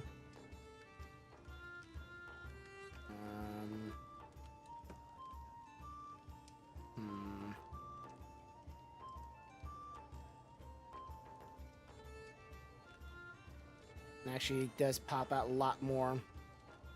Does it look good close up? Nope. But it does pop out more. But it doesn't look good when it's close up. Not clean.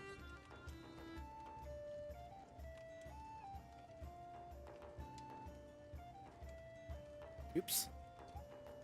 A bit thinner. Let's try a little thinner. Okay. Right about here. Let's try to clean up this black line a little bit.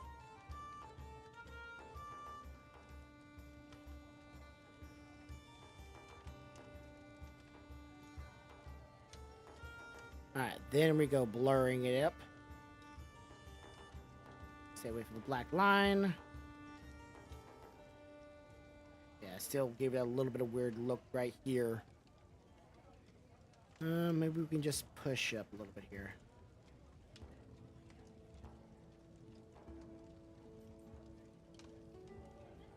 There we go. Zoom out. Yeah, I guess a much more of a black line. I need to do a thicker black line. Maybe not a... Let's try. Maybe not a... Is it a 5 I normally do? Okay, maybe not a 10. Maybe a 10. It is thicker, but is it better? That's my concern.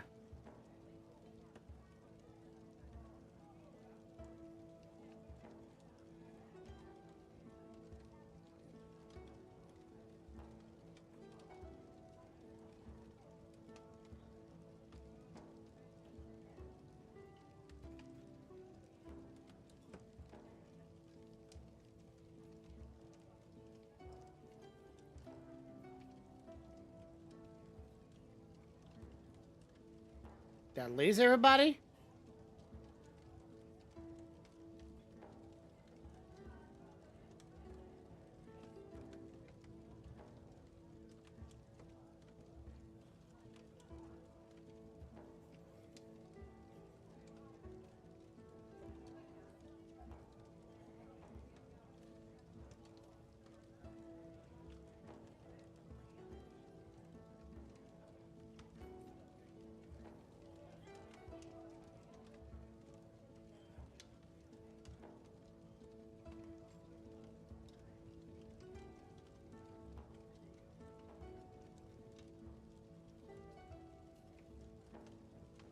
Okay, that's slightly better. Yep. I don't know if I like the glow too much around it, though. I might need to make that darker. Alright, let's get the other lines.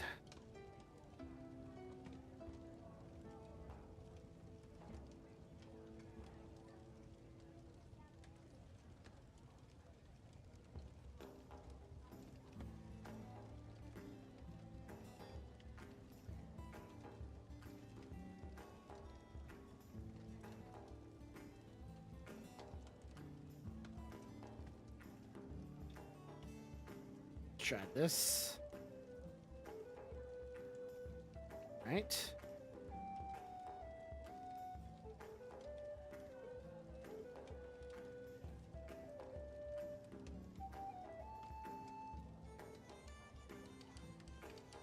Okay. Zoom out. That's way better. Just don't like the darkness or the highlight on this bit of hair right here. We'll give it a little shadow, just a little too bright. What the hell? How big is my circles? Okay. A little too bright around this part. Okay, let's see.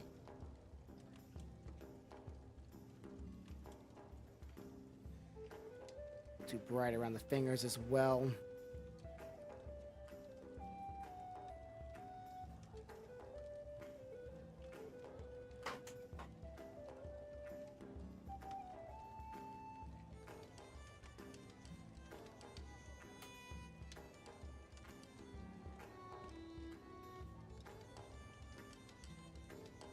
Oh, I see what's going on here. Okay.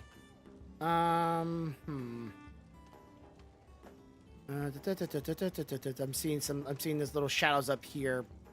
I see what that's happening. Okay, so some reason my where's my freaking eraser at? Okay. No, don't erase the freaking. Damn it.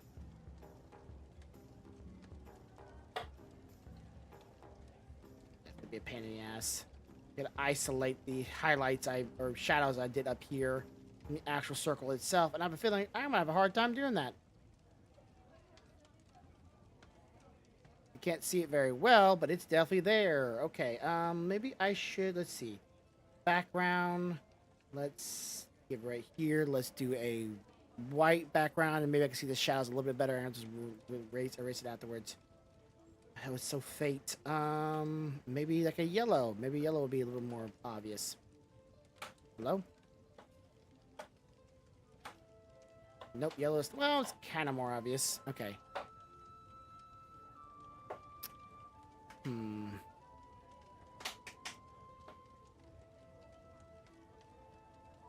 Let's see.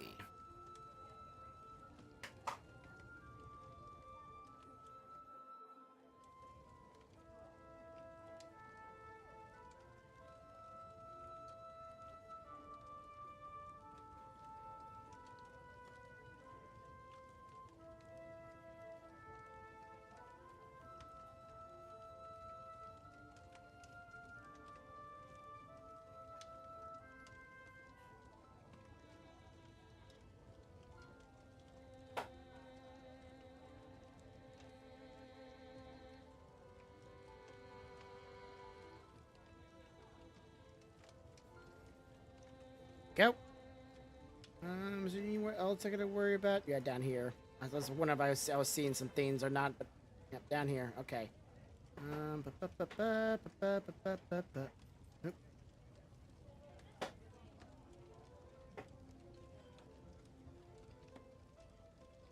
Oop, oop, oh, damn it! Come on, camera.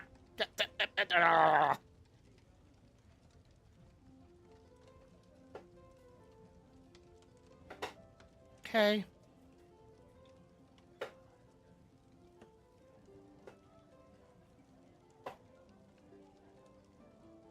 Just noticing little blemishes here and there, little shadows or whatever outside of the screen or outside the circle ball. I don't need those things on them. One right here? No, okay. So one right here. Nope, but okay. Alright, alright. Okay, now for the dice. I think I need to make the dice bigger. I don't want to make them too big, because it makes no sense, but they gotta be bigger because you can't see them pretty much at all, unless otherwise. So what I'm gonna have to do is probably... Okay, I got an idea. I'm gonna cut her fingers first. Not off, but I'm gonna cut them. Cut them! I'm gonna cut her fingers, and put them on their own layers, and put them on the very, very top layers. So if they are behind the dice, if they're behind that layer, it'll still look like they're in their hands, but they're not as much like on top of them either. So let's just go ahead and where is the, there it is. Okay, so we need to I'm gonna say, is there an easy way of doing this? Probably isn't. I'm just going to just assume that there's no easy way of doing this. Alright, I guess I can. God, I can't wait to get me a new. I should have bought myself a new cord. Shoot, I just thought about it. Sorry. I was meaning to buy myself my tablet, a new cord for my tablet, so I could start drawing on it again. But even then, I would still need space for it. But I have space for it kind of now. But I need a new cord for my drawing tablet because my drawing tablet's cord is kind of janky, and it's always been kind of janky. But it's just getting to a point now where it's like not even want to pick up. Mother freaker, pick up that I'm using it. Okay, let's just zoom in a little bit. Maybe I can see a little bit better if I.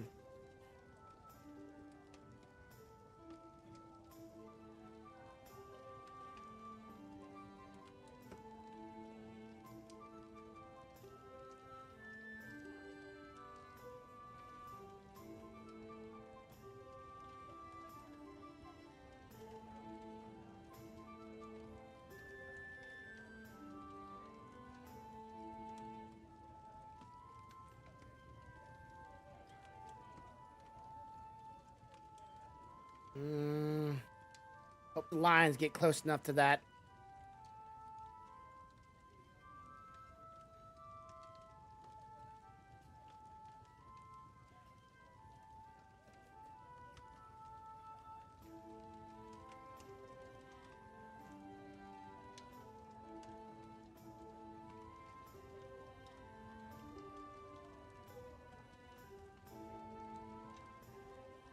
There we go. All right. Cut. Oh, not that. Cut. Paste. No, no, no. Go back. Cut. Paste. All right. There's one finger. Oh, whatever. Okay, two fingers. Two fingers. We got how many fingers we gotta cut? We got yeah, we got two more fingers we can cut, and then we can move those to the front layers, and then we will be able to put the dice slightly behind them, and I do mean oh so slightly behind them.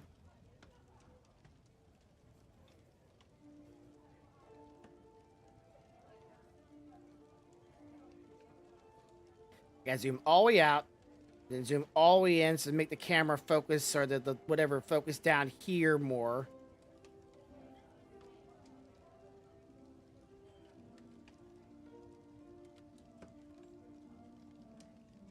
Oh, my belly's about to eat itself.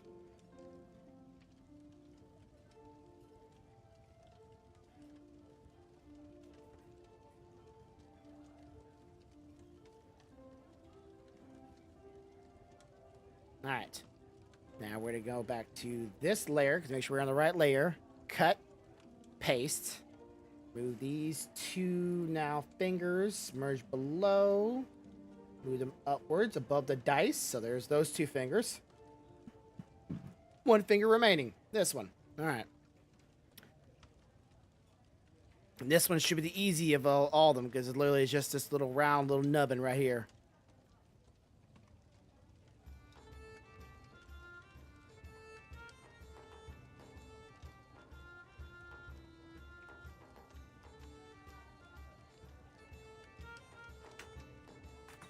Five some.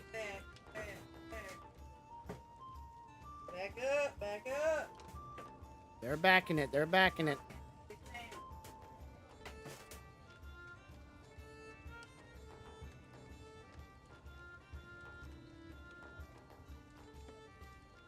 All right. Cut, paste, move up it. If DD, what? Okay, she just freaked me out with that noise. I have characters ready. If D&D is go, I have a character. Let me know. All right. Well, I heard a woo. I'm like, what the fuck is that?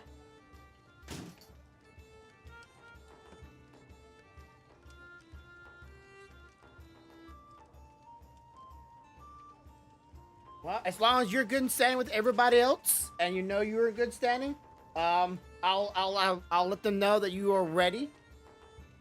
But I don't want if there's any bad blood with everybody, I want everybody to be, you know, cordial, because it's about having fun. So I don't want people to be mad at each other and not, sorry, my wife is doing something. Do you need my help? You still have one more bag? Actually, I still have drinks to bring in and dog food. Move! Okay, I'll be right back. Overdue. I gotta get my wife is doing stuff right in front of me and not even asking me if I. Yes, but you're like, hey, I honestly thought you picked up like this enough for a night or something like that. Not. Okay, all right. Yeah, make sure everything's cordial, because I don't want no bad blood during the gameplay, because I'm gonna have fun. Be careful when you open the back caster door. Ain't gonna listen to that.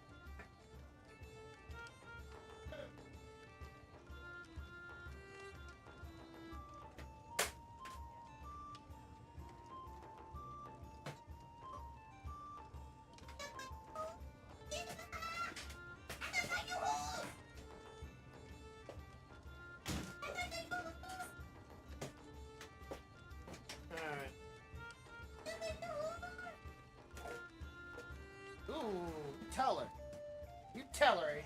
You bet it, little girl. Little girl. All right, I'm back, everybody. Okay, so let's just see what we got here. We got some yoo-hoo. I haven't had this in a long, long time. Oh boy. Oh boy. Let's just, in a can. Now I'll put some of these in my refrigerator right here, my little mini fridge. Personalized mini fridge. All right.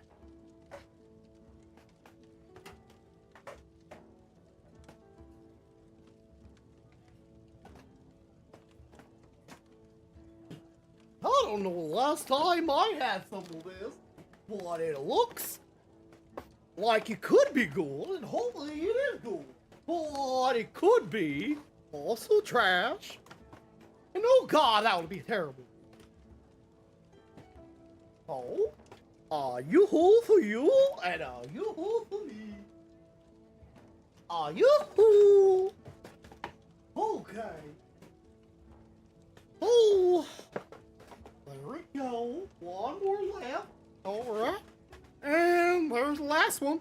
And box is empty. Yeah.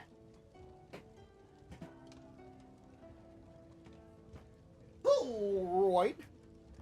Oh, fuck. Forgot a can. Forgot a can. We don't need this one yet. Maybe later. All right. So what we were doing, we were putting fingers together, and there's the fingers. All right, we give you the fingers. There we go. And then we put the dice behind them, and we make them just a little bit bigger. Wrong finger. A little bit bigger. Not that one. I'll focus on that one. Oh, come on. Where's my hello? Hello? Give that. Thank you. There we go. And then we're going to scale.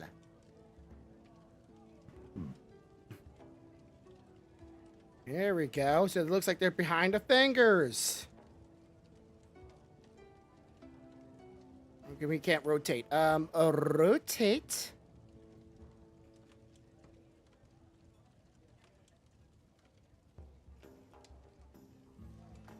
Now, let's zoom out.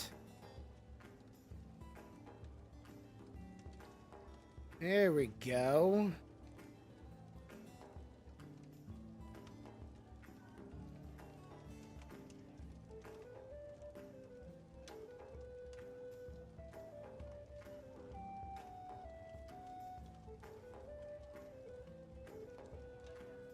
Again, not the greatest line work.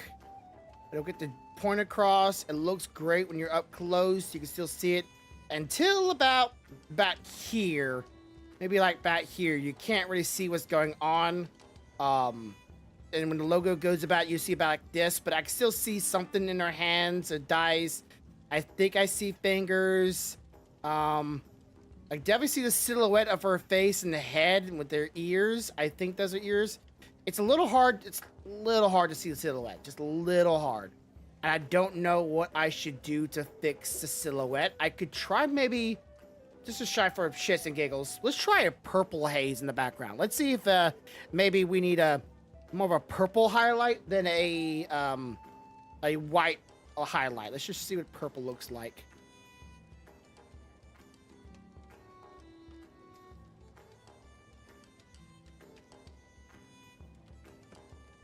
Oh yeah. Oh yeah.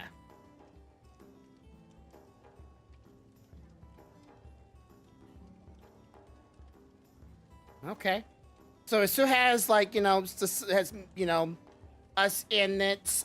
You know, we have a question mark person, though it's obviously is female, but that's just because I needed, you know, Stealthy was just playing with this character, so I'm like, okay, Fox Girl character with the ears and the wig, sure.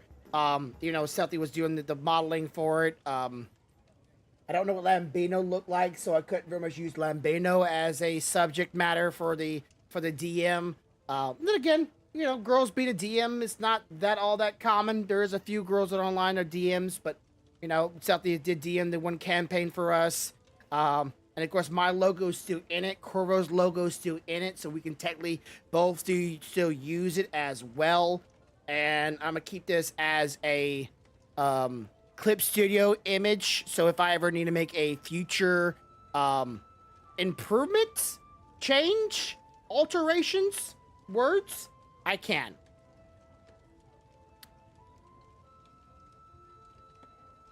All right, so we're gonna do a clip,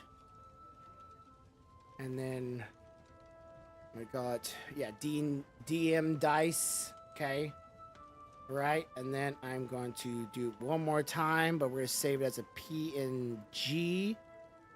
Right in this category as well. Icon.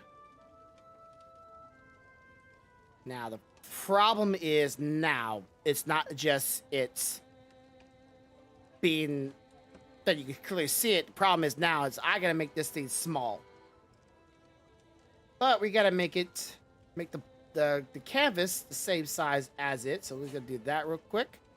Bring this down here to right about there. All right, and then put it right about there, and right about, let's say,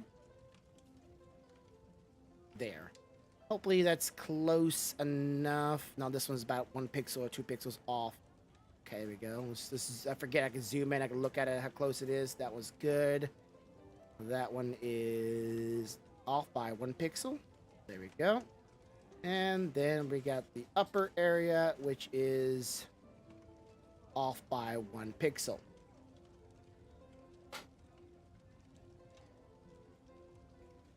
Make sure I wasn't wrong. Yeah, okay. All right. There's that size. Now icons are, I don't know how big icons usually are, so let's see real quick.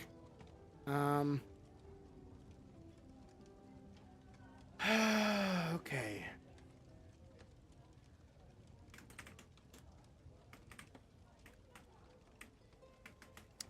All right, has to be 256 by 256. What's it? Minimum. Okay, 256. Okay. So image size. Go back to here. Image size has to be image two. That's 256. So it's not quite a circle. Apparently one's way is a little bit taller than the other. By only about a couple pixels. Okay. Well, zooming in, you can definitely still see my logo and definitely see still Corvo's logo. But where's 100%? 100%, it's right there. That's it. And that's its natural size, 256. I think that's still very well. Again, you can't really see my logo or Corvo's logo that clearly. It's not defined, but it's not bad. Can I make the image even? 256. Oh, yeah, damn it. And then 6. Oh well, damn it. 256.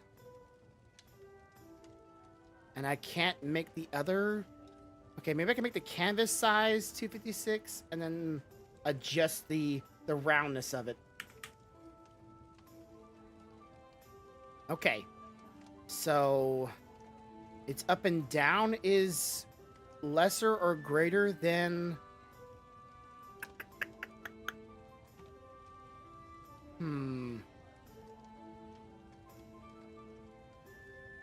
Let's see. What can I do to confiscate?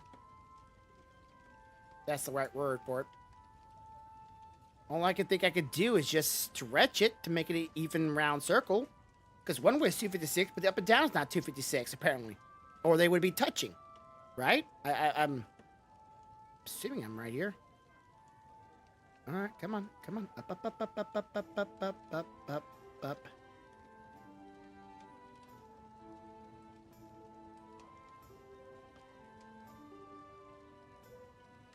That's where I gotta like zoom in just to make it freaking go in the right area.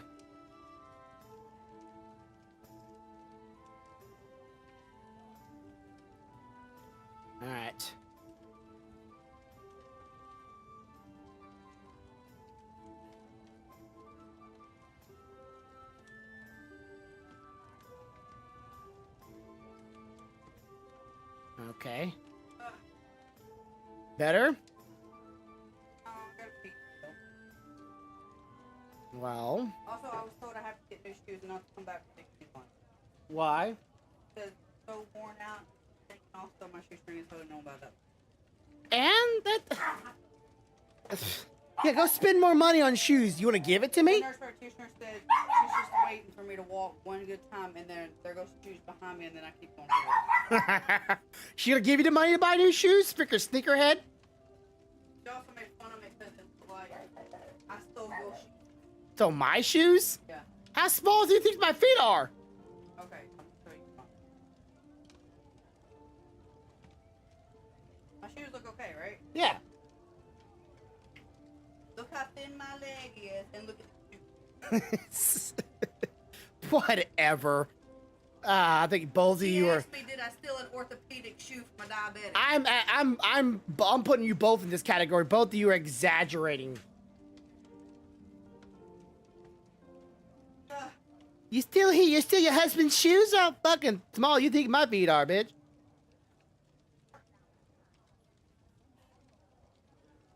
I am not making the joke. The joke was too easy.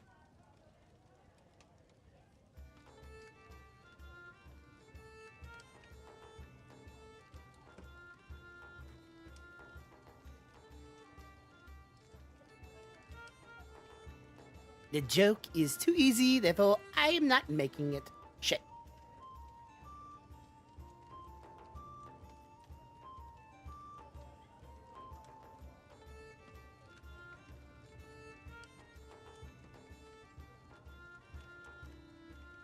Good enough, I guess.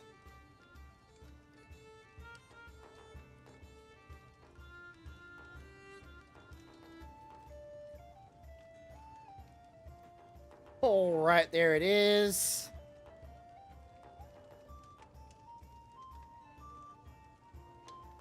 Okay. Now let's save this size.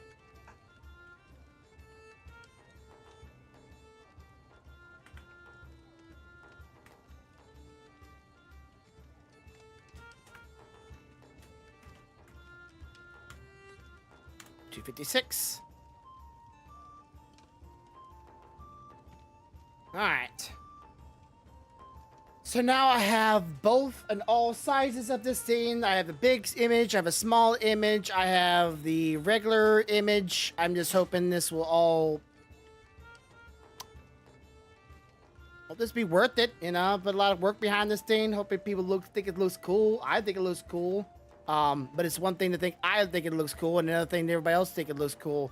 I'm sure my brother that's actually a icon maker or does logos for companies will probably say it could be better, but you know, I am not a veteran of doing this kind of stuff. I've already done a couple logos.